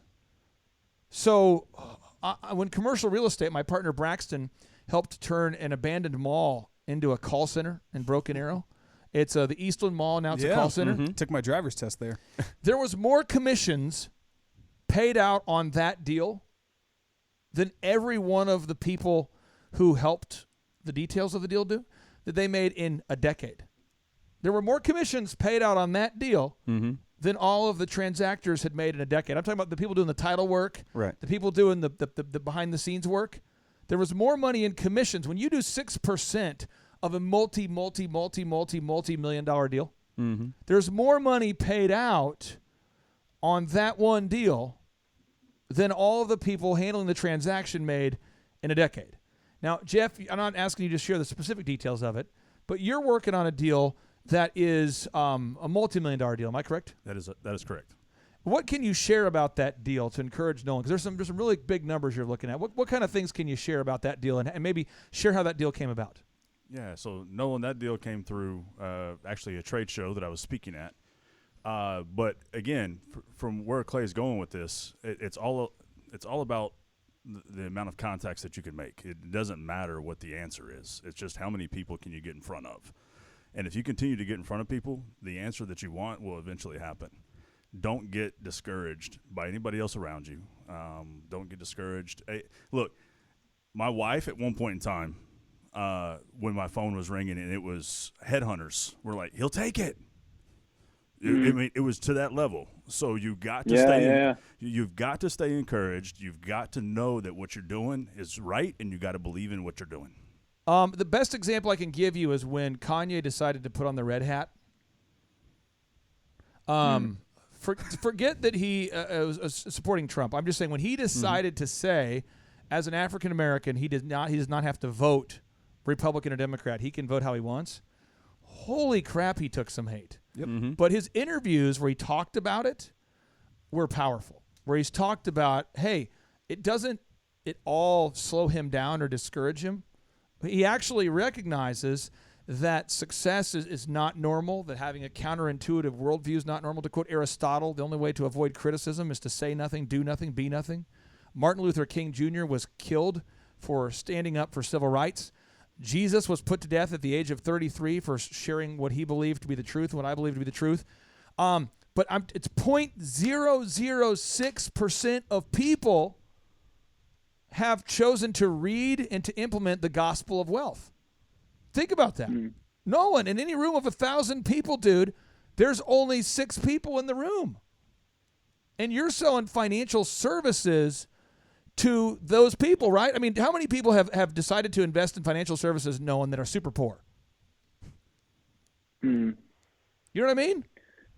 Yeah. I mean, you think about that. So I'm going to give you stories of success that I can vouch for and verify. One of my clients back in the day was an insurance agent, and he hired me not to help him grow his business, but to manage his staff. He wanted systems to manage his staff, and I could never figure out why he never wanted to talk about growing. Breck, do you want to guess why a guy with 6,000 to 7,000 policies never wanted to focus on marketing? Well, yeah, I could venture some guess, but yeah, I mean, if you're not focused on the growth and the marketing, and I mean, it's because you're not. You know, you don't want to know. You want to bury your head in the sand. You don't want to know. And this is the what numbers. happened is, he had got to his goals. Yep. And was like, I don't want to know. I don't want to know about marketing. I don't want to know about Google. I don't want to know about optimization. I don't want to know about cold calls. I've already hit my goals. And I asked him, I said, how did you build this book of business? True story. He says, I got a phone book and committed to calling every single person in Oklahoma City. Yeah. Every single person. And I said, so what did you say? He said, well, my name's, we'll role play, Breck. This is the call. Right. Boop, boop, boop, boop. Hey, is this Breck? Yeah. What's going on? Breck, hey, this is Clay with such and such insurance. How are you? I'm fine. How are you? I'm doing well. I wanted to talk to you just for a brief second. I'm doing a rate comparison with my company where we can save the average person 15% by just taking like 5 minutes, 10 minutes to compare rates. And I actually believe in it so much, I'm allowed to pay you up to $20 to meet you for 10 minutes just to compare rates. In my industry, I can't spend more than $20 to pay. But could you meet? I promise I'll bring cash. I'll be out of your house within 10 minutes. Yeah, no, thanks. And he would do this all day. And that's how he did it. And this is one of the top insurance agents in Oklahoma City. Imagine the amount of no's he got. Oh, yeah. You know. He literally started by cold calling everyone in Oklahoma City. That's what I'm saying. He only has 6,000 policies. And how many people in Oklahoma City? Yeah. Right. Well, he told me once he got to his goal, he's like, I'm done getting the rejections. I'm good. No, I'm serious. So that's what you got to do, Nolan, is get those lists and dial and smile and just understand that entrepreneurship is a full contact sport. And if you need encouragement, that's called being normal. I would encourage you to listen to T.D. Jakes' sermon called There's Nothing as Powerful as a Changed Mind. There's nothing as powerful as a changed mind. People don't know this, but T.D. Jakes actually took a bunch of pills and tried to kill himself at one point. I did not know that. I was ministering, I was counseling a brother going through a crisis, and I was telling him, I understand how you feel. I understand what you're going through, because I remember taking a bottle of pills and being mad because I woke up.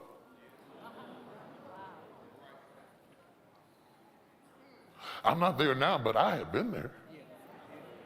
And I wanted him to know I have been there. And you cannot help people if you're not willing to put yourself on the line.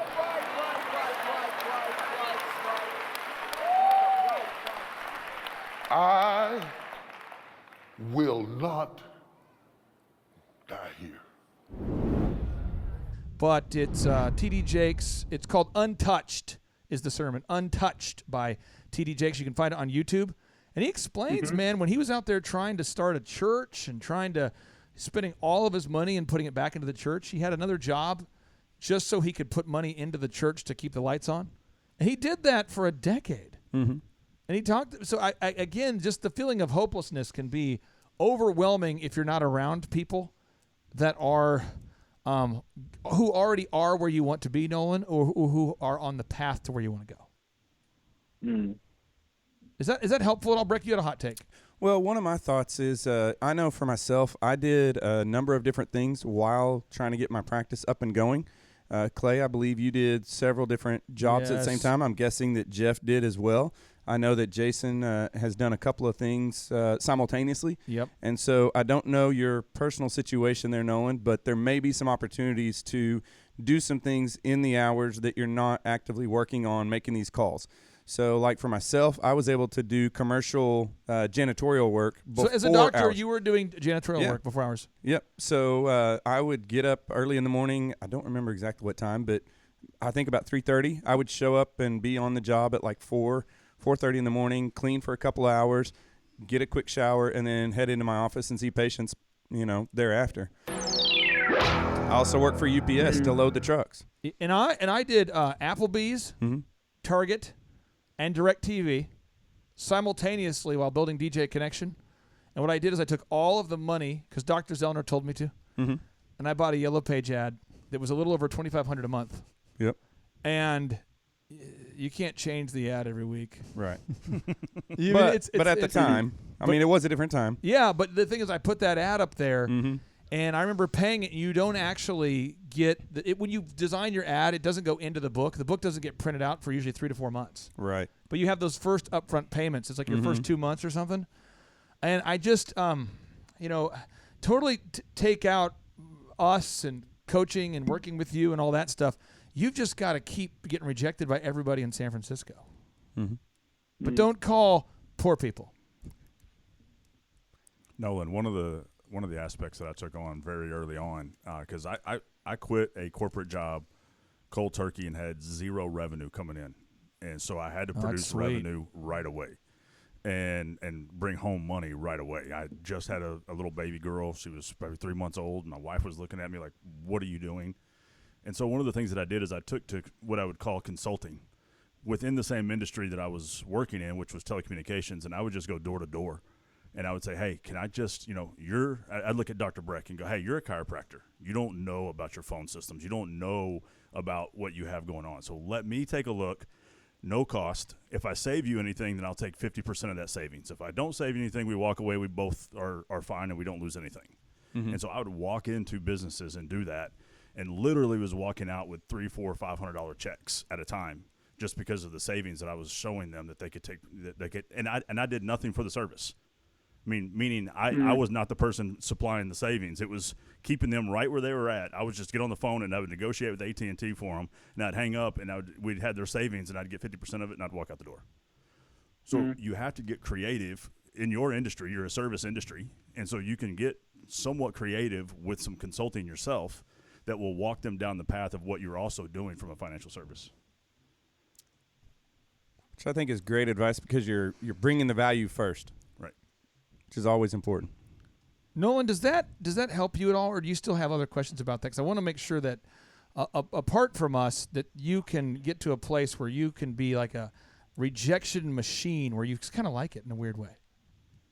Yeah. No, and I'm growing and developing into that. I don't think when I went to go see you, Clay, at a conference, you were saying how you love the feeling, and you don't have I'm really empathetic, and so when I do call a lot of people, I've been doing a lot of pro bono work, which is not good. But then I always thought there's no one below me, so I helped out people who couldn't afford it, and then now I realize that it's really hard to help people who don't want the help.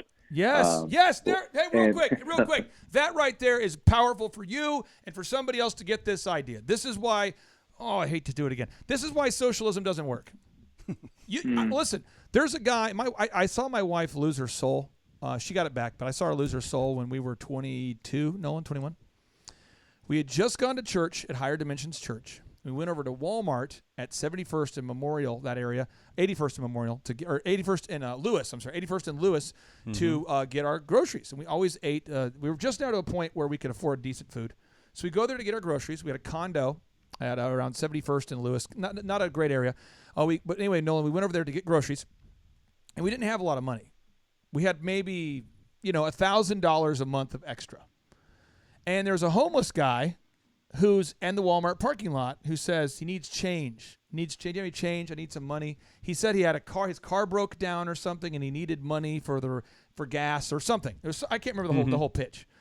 So my wife took out $100 and gave it to him. And I said, she gave it to him. I didn't argue with her. We get back in the DJ van, and I said, babe, that is a homeless person who chooses to be homeless. They don't have an education problem. They don't need money. They don't need education. They need pain. She's like, what? I said, no. You learn through pain. It says in the Bible, Proverbs 10:4, God blesses the hands of the diligent and punishes the slackard. It talks about this. He who spareth the rod hateth the child. That's Proverbs 2. So if you will remove pain, he won't have any desire to gain. And she was not happy with this take. Mm-hmm. She gives him money. He walks right over to somebody who appears to be, because it's a Sunday, you can't buy a liquor in Tulsa. He appears to give money to somebody, who hands him a paper bag. And we'd watched him walk across the street, walk over to somebody, hand him the money. They gave him a paper bag, and you can see him drinking from it. And I think my wife was like, oh, my gosh, that happened. Then my father, who never, ever did learn this lesson, may he rest in peace. We had an employee back in the day who was going to jail because he hit his girlfriend, I believe, and then he did other things as well. And we had multiple of these guys. But my dad used to pick these guys up from jail or prison or the side of the road or whatever, and he'd spend all of his time helping these people. And I remember one time this young guy that my dad was mentoring went to church with my dad. And he, after the church service, he was like, thank you so much for inviting me. He hops in his car and he immediately cues up Forgot About Dre by Eminem and Dr. Dre while hopping into the car with a 3-year-old, 5-year-old, 7-year-old, unedited. Just F-bombs flying at you 90 miles an hour. Right. And that's his life. And he's never changed. Another example, Nolan, so you don't feel bad about this. I used to volunteer at Junior Achievement. And one of the classes they wanted me to teach was a class on financial literacy. And one of the topics you have to teach is how teen pregnancy will impact your ability or lack thereof to become successful. And basically, if you become pregnant while you're in high school, your chances of ever achieving financial freedom are like 1 out of 10, if that high. You know what I mean? And if you look up the stats, it's not that good. And one of my favorite students ever, I taught this lady. She was in the class. I was a volunteer teacher. When she got pregnant, she called me, super excited. Mm-hmm. Clay, I want you to know I'm having a baby. And I said, because she's like 18. She just graduated high school. She was in the class taking notes on financial literacy. One of the main topics was do not have a baby before you're married. And she calls me to celebrate the birth of her baby. Mm-hmm. And I said, so you're having a baby. What's your husband's name? She goes, oh, we're not getting married. It's a guy I met. And how could you have possibly be in the class that I taught and then call me and celebrate this stuff happens. People are oblivious. Right. So Abraham Lincoln, I'm giving you Abraham Lincoln quote. He says the best way to help the poor is to not become poor. Mm-hmm. So you cannot go around doing pro bono work, educating the masses. You need to call people that already have amassed some wealth and help them to invest it better. True. Now, if you are a pastor, I refer people. Jason, you see me all the time. I refer people to churches all the time. Yeah. What kind of person do I say? You're not a good fit, but go see a pastor. You've heard about me doing this, or you've seen me do this. How does that go over? Well, in some weird way, they typically will thank you, but the kind of person that you do that though is you realize that that's somebody who is not going to, one, consider their profit or are already not profitable, because your whole job is to help people who are going to implement a system and do that. But this would be like Nolan doing pro bono work for homeless Carl. Right. And so, Nolan, you just got to be very, very careful that you don't spend your life energy. And I view your energy as like when you're playing a video game back in the day. You only have a certain. If you go to the arcade, you put in like 50 cents and you can play, but you run out of time over time. Mm-hmm. You're putting in 50 cents to play the game where you're riding the motorcycle.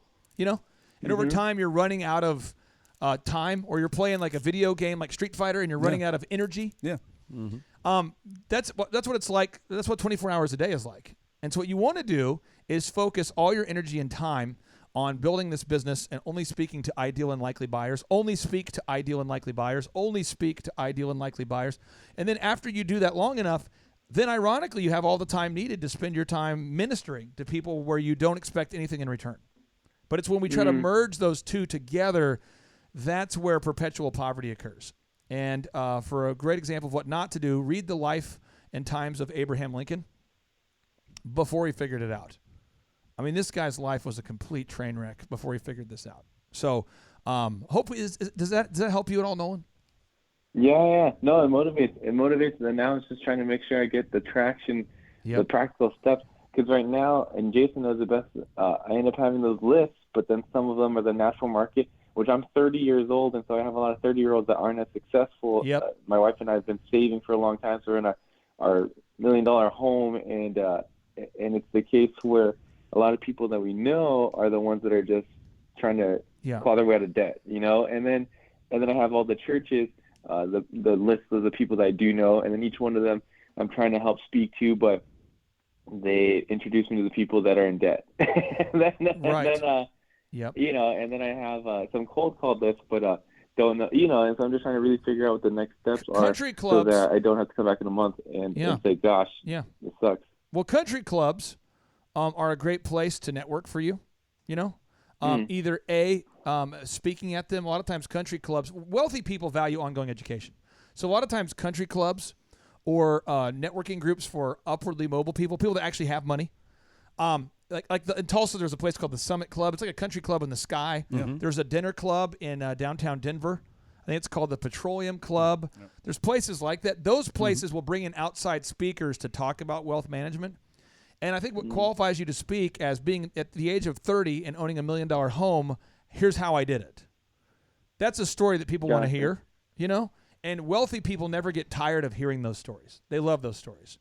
But that's where you need to be fishing. That's the pond you need to be fishing in. Well, and then your network starts to change, because you're going to be among different people and you're going to start meeting new people, and the network that starts to shift.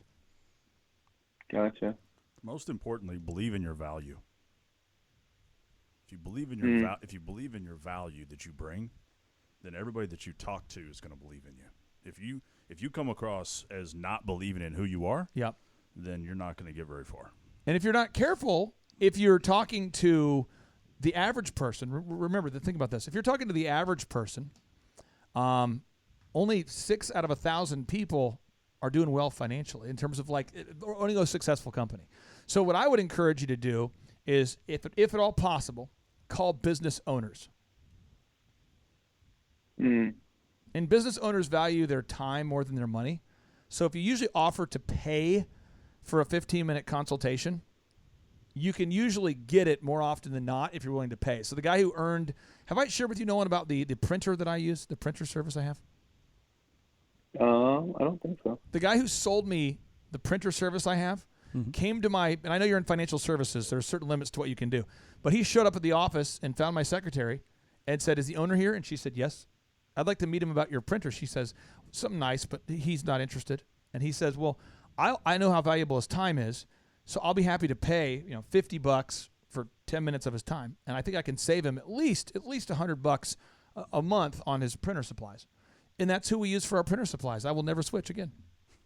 Clay, I have one more question then. Yeah. So then with regards sure. to getting people in the door or meeting them, and I've been buying a lot of coffees, I think I'm decent at the introduction and getting people to come meet.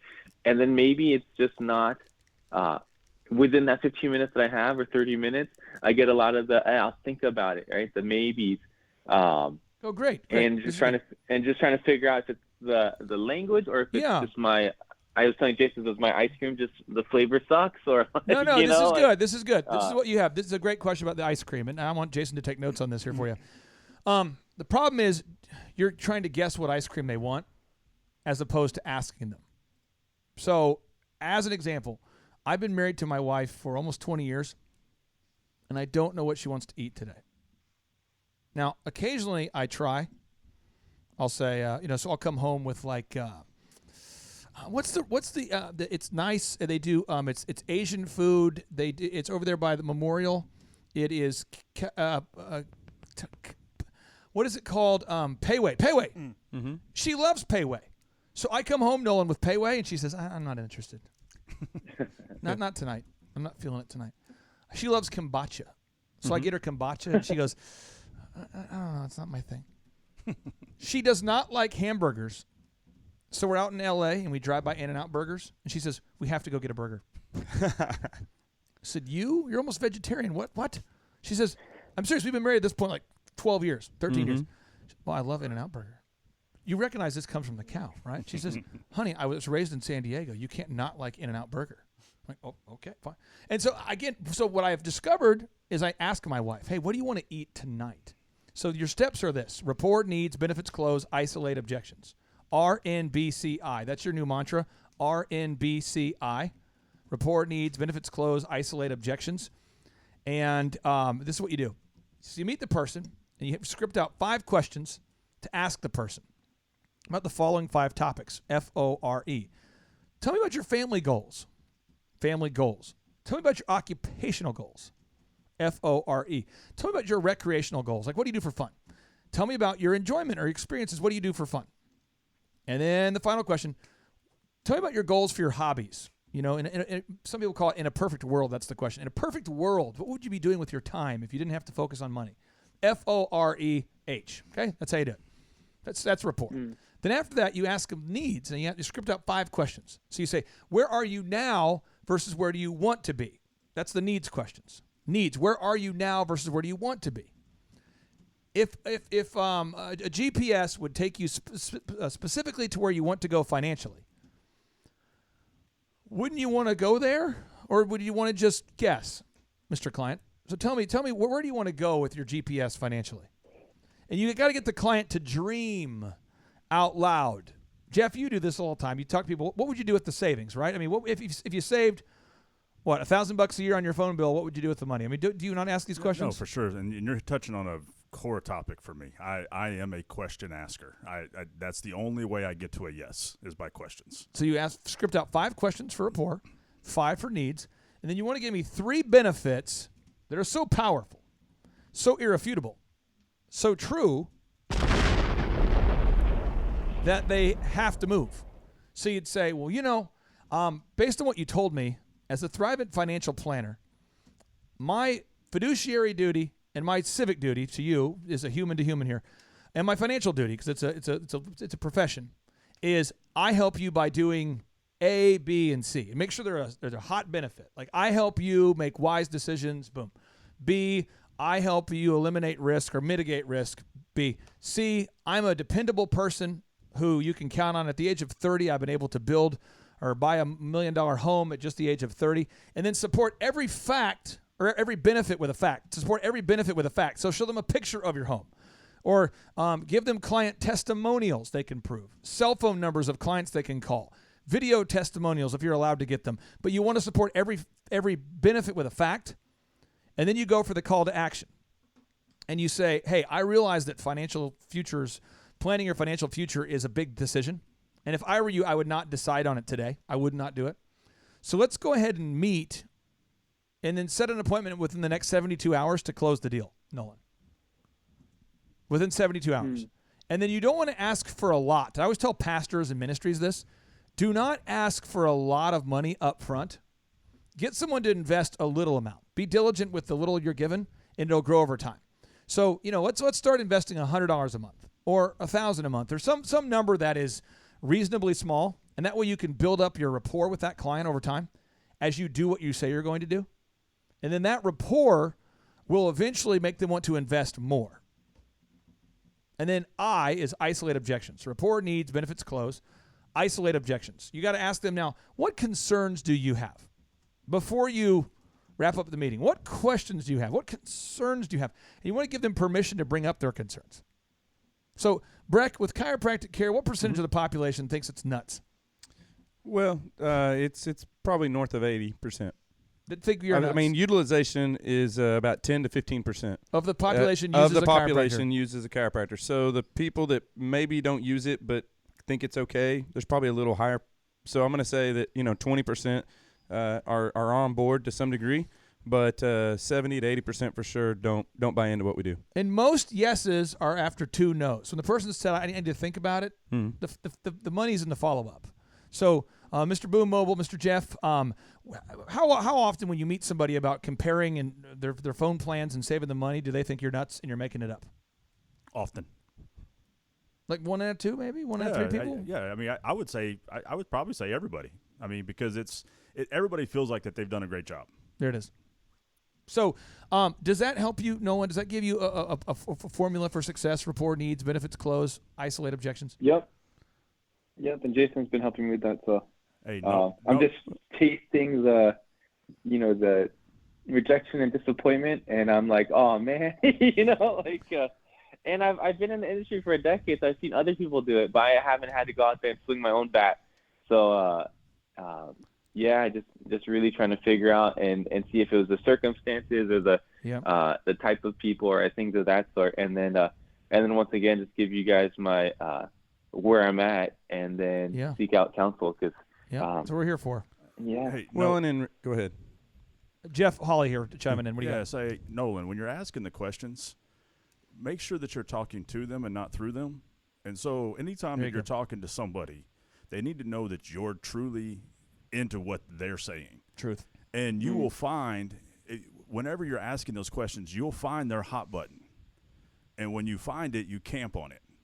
And you can end all other questions and just camp on that hot button and let them feel it, let them talk about it, let them embrace it, and then you close it. So as you're asking about the rapport, I'm not arguing with Jeff. I just want to make sure we're getting this idea. As you're going through your script and you're asking the rapport questions, and then you're asking the needs questions, when you find a hot need or a hot button or a hot there's an energy shift. There's an energy shift. Yeah, because now they're like, oh, you get me. Right. They say, oh, that's so true. You get me. Oh, wow, finally somebody gets me. Sure. If they shift their energy and you just pass on to the next question, then they say the exact opposite. You missed it. You didn't get me. I see a lot of salespeople that say, figuratively speaking, again, they say, what kind of ice cream do you like? And you say, chocolate. Cool, let me get you vanilla. Right. And so it's a weird, or you'll say, tell me about your family. And they go, well, my wife actually, this actually happened to, oh, geez. Too soon, probably. I was listening to the calls for one of our businesses, and one of our reps answered the phone and said, thank you for calling yada yada. How can I help you? And the person said, hey, I wanted to schedule yada yada. And our sales rep says, well, how are you today? And they said, I just lost my wife. She passed away, and it's just been a rough day. And the person says, great. Let me see when I can get you in. They said, great, exclamation. Let me see when I can get you in. Great. Oh, man. Person doesn't work for us anymore. But I think Right. when you came to visit us, Nolan, the person was still here. And so I pulled the guy aside, and I said, you just told a man who lost his, and the guy was a nice person. Mm-hmm. He was like, I don't think you heard me. I just lost my wife. And he's like, oh, I'm sorry. But he could have gone Too late, off. yeah. And he was like, yeah, sometimes people, when you ask them how they're doing, sometimes they say stuff. And I guess I wasn't really listening because I was trying to pull up the software. I said, how often, Jason, you've worked in a call center, you see this. And I'm like, how often do you not listen to what they're saying? And he says, well, I never listen because I'm trying to pull up the software. So, I mean, who do you, and we record our calls. We have a weekly sales meeting where we listen to the calls, and they have a manager that pulls calls daily. But Homeboy had only been on our team for 2 weeks, and I just shudder to think of how many people did he say that to? Right. I mean, geez. I mean, Brett, when you have a patient come in and expresses a concern to you, you've got to listen, don't you? You absolutely, yeah. When you're asking these questions, the key is not necessarily asking the question. The key is hearing the answer. You know, oftentimes I ask a patient, how are you doing? And they'll say, fine. I said, no. When I ask, I actually need to know. Other people out in the world will ask you how you're doing. They expect you just to say, fine, I'm okay. This is church speak. For the aliens that are listening right now, if you're an alien and you want to come to church in America and you want to build a good conversation, this is what you do. If you come to American church, this is what you do. You say, what's up? And then the guy next to you says, what's up? And you go, what's up? What's up? And you run around, what's up? Good to see you. What's up? Hey, how are you? Someone says to you, someone says, how are you? And then you respond back with what, Jason? Oh, fine. Great. How are you? No, you guys aren't speaking church speak. Freaking jerks. You guys are being too nice, too ethical. This is good American epidermis church speak. Let me give it to you. If someone says, how are you doing? You need to respond with, how are you doing? So they say, how are you doing? You say, how are you doing? And neither person. I'm blessed and favored. How are you? Yes. You've heard it, though. Oh, for sure. Blessed and favored. Yep. Highly anointed. Yes. Too anointed to be disappointed. Whoop, there it is. A-Town. Yep. You know? And like, it's just, it's so I just encourage you to make sure you connect. Because when you have a relationship, there's a relation shift. And hopefully that's helpful for you. Breck, you had a hot take. Well, and Nolan, going back to the rejection, one of the things I want to kind of hit on, because I think it's relevant, is that you're dealing with people's finances, and they hold that more dear than any other information in their world. And so I believe that there's probably a higher percentage of the rejection. And just remember that that's not you that they're rejecting. It's just their own comfort with the idea of sharing their finances in many cases. So I'm sure there's industries where that's true, more than others. I know chiropractic's a harder sell, so to speak, than it is dentistry or optometry or, primary health care. Yep. There's just an easier buy-in to get a new set of glasses than there is for chiropractic. It's misunderstood. Gotcha. It's there's going to be a difference in the number of rejections that I'm going to receive than my friend who's the optometrist. Maybe he's 1 out of 2 and I'm, 1 out of 10. And so, when people are so closely held to their finances, I believe that's going to be a part of the process for you, but don't let that hinder you. Just push through it and just accept that that's a part of the industry in particular that you're in, that it may just be a little higher percentage than others, but you still can push through and do it. Jason, you work with Nolan week in, week out. Yeah.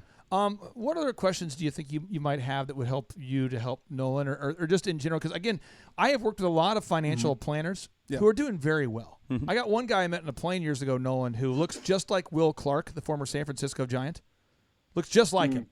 And we talked at a conference. This is back when I used to speak. I used to travel around speaking to places.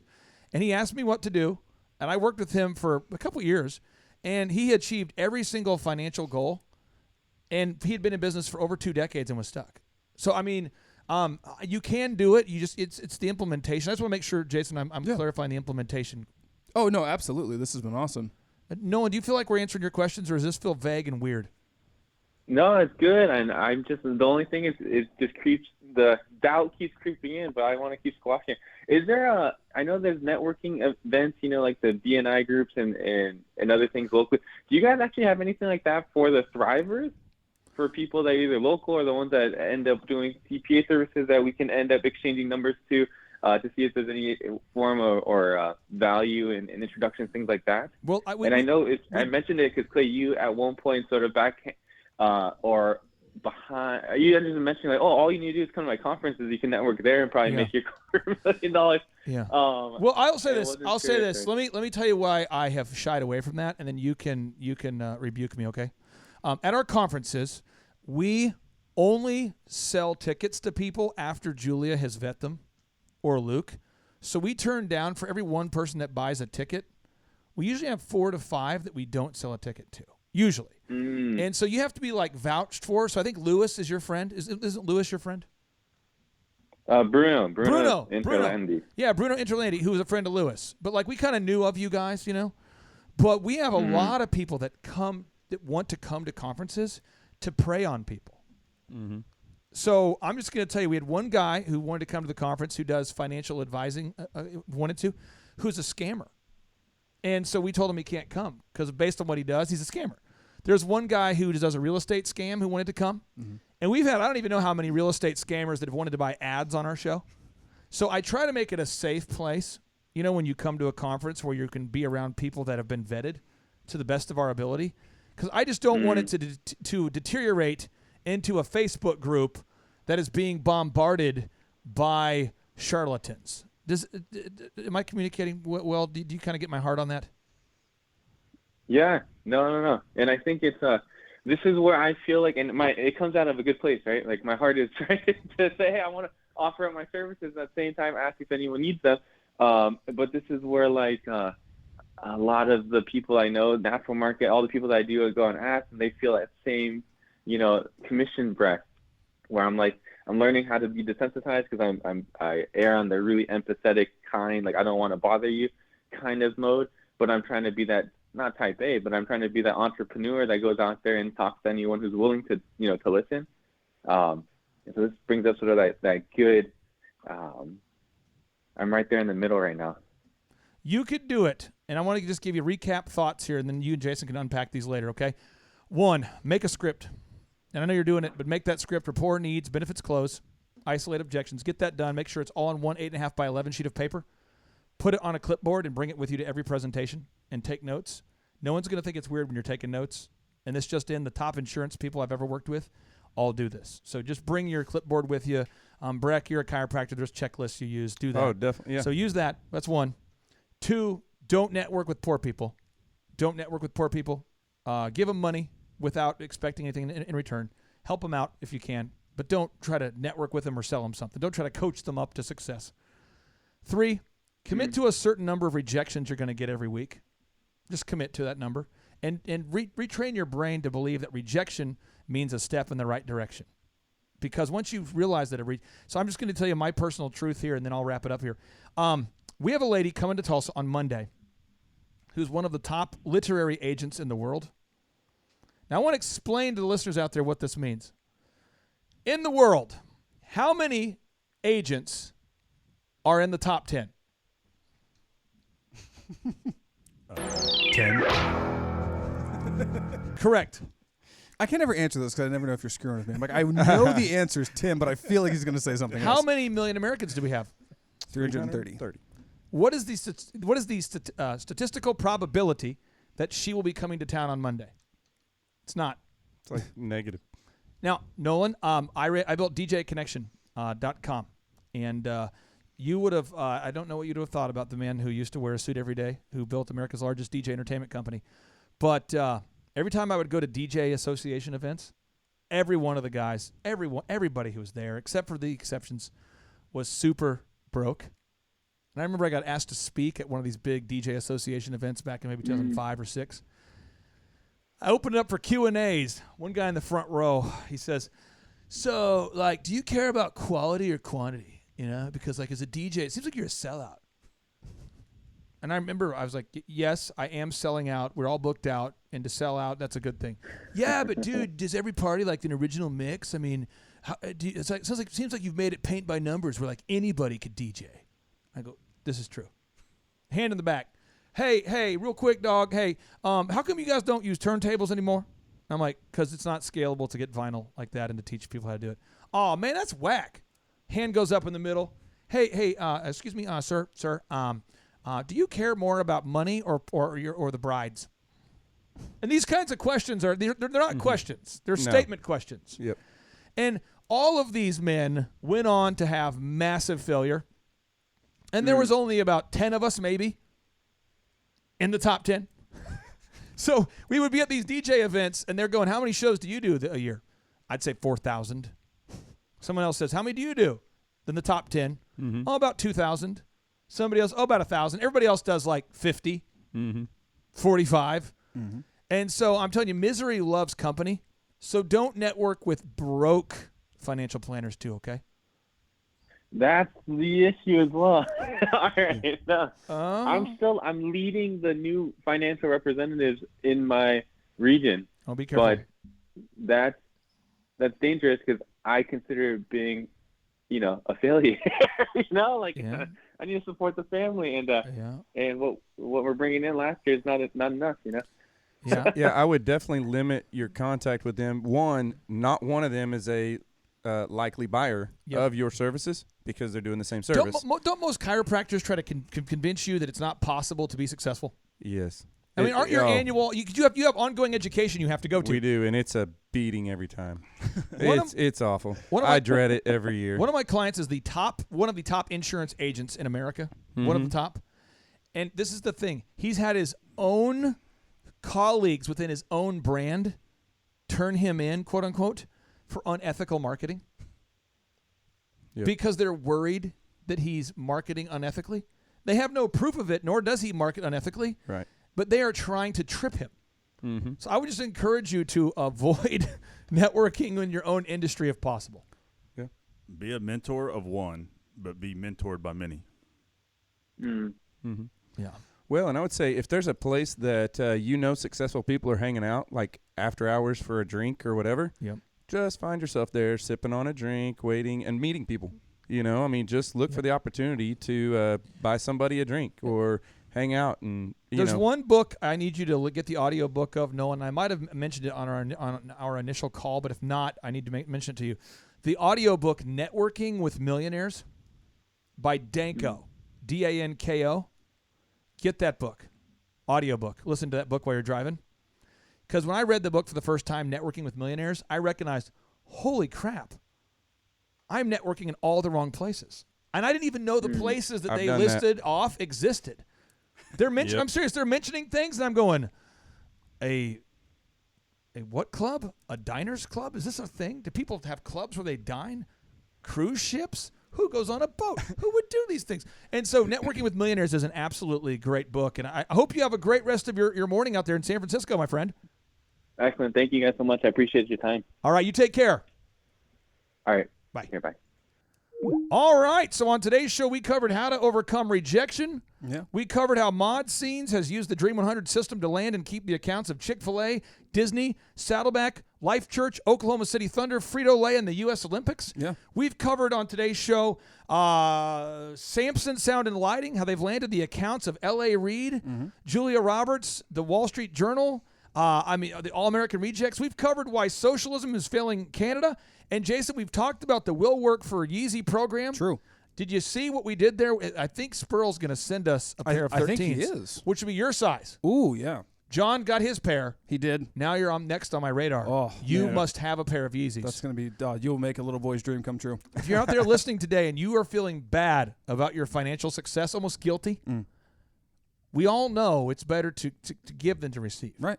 So I want you right now just to go ahead and ship a pair of Yeezys. Size 14. Jason already has his now. On faith, I'm making this statement. He already has his. But if you achieve your financial goals, this is the deal.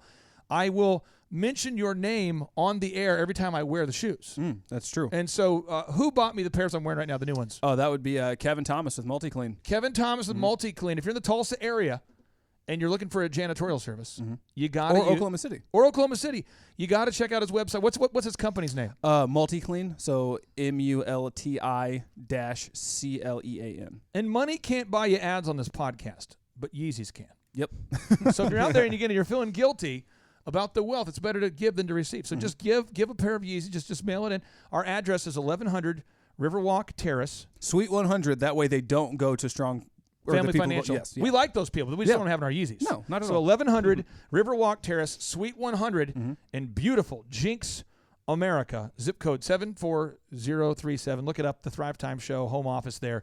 And we like to end each and every show with a boom, but before we do that, if people want to compare rates and check out your phone company, which I do not endorse or not endorse, I encourage everybody to make their own objective decision here. What's your website? It is www.boom.us. Again, www.boom.us. Check it out. Take the challenge. See if you can save some money on your smartphone bill. That's a smart thing to do. And here we go. 3, 2, 1, boom!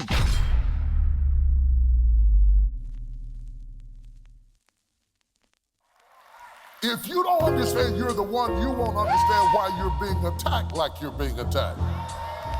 Whenever the enemy knows that the one is coming, he always sets traps to stop them from succeeding because they're the one.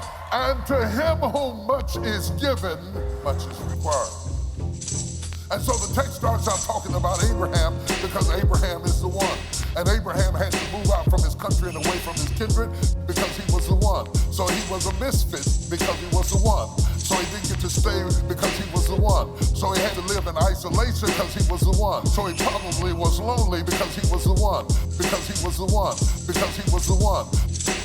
New city, new state, it's gonna be a mean race. All the sins that I have done, I'm grateful for a clean slate. Felt like I was different, I ain't never tried to prove it though. Stack your chips, get on your grind, don't never make excuses, bro. Solid as a rock, loyalty is all I ever know. Doing what you've always done, then homie, you can never grow. Conversations with the Lord, I ask him would I ever blow. Told me I got dead weight, so friends, I gotta let them go. We gon' make it. I know they hating, it's all on their faces. We destined for greatness. I said, I've been patient. I know it's my moment, no stopping, we going, this thing is in motion.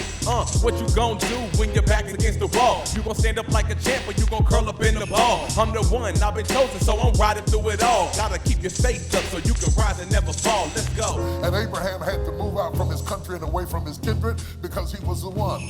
So he didn't get to stay with his kinfolks because he was the one. They are always on the hit list because hell knows that he is the one. I want to talk to some people that have been up under crazy attack.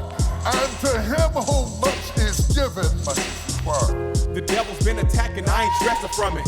Cause every time that happens, there's a blessing coming. Obsessing over problems that you can't change. I had you going crazy, learn your lesson from it. Remember when they cut my water off, homie? Man, reflecting how they cut my lights off too. Dog, I had to move back in with my mama.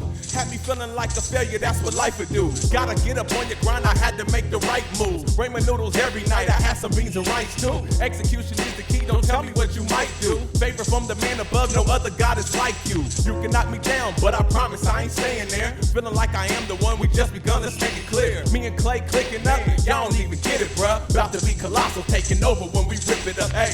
And Abraham had to move out from his country and away from his kindred because he was the one. So he didn't get to stay with his kinfolks because he was the one. They are always on the hit list because hell knows that he is the one. I want to talk to some people that have been up under crazy attack. And to him whom much is given, much is required. Yeah, started from the bottom, now I'm here. Hoping that success after 23 years. Got the dragon energy, got another gear. Got a superpower, man, I call persevere. Cause I never haven't thought people call fear. I never stopped grinding when the future's not clear. We're gonna be dead soon and I'm just being real. So I'll be paralyzed by the thoughts that we feel. So you'll stop begging for people to come into agreement with you. So you'll stop doing polls and census and trying to get everybody to come into consensus with your vision so that you won't need nobody to say amen when you preach because you already know that you got heaven saying amen. The power of one. Listen to the entire T.D. Jakes sermon, Grasping the Moment, by visiting T.D. Jakes' YouTube channel, simply named T.D. Jakes. Shut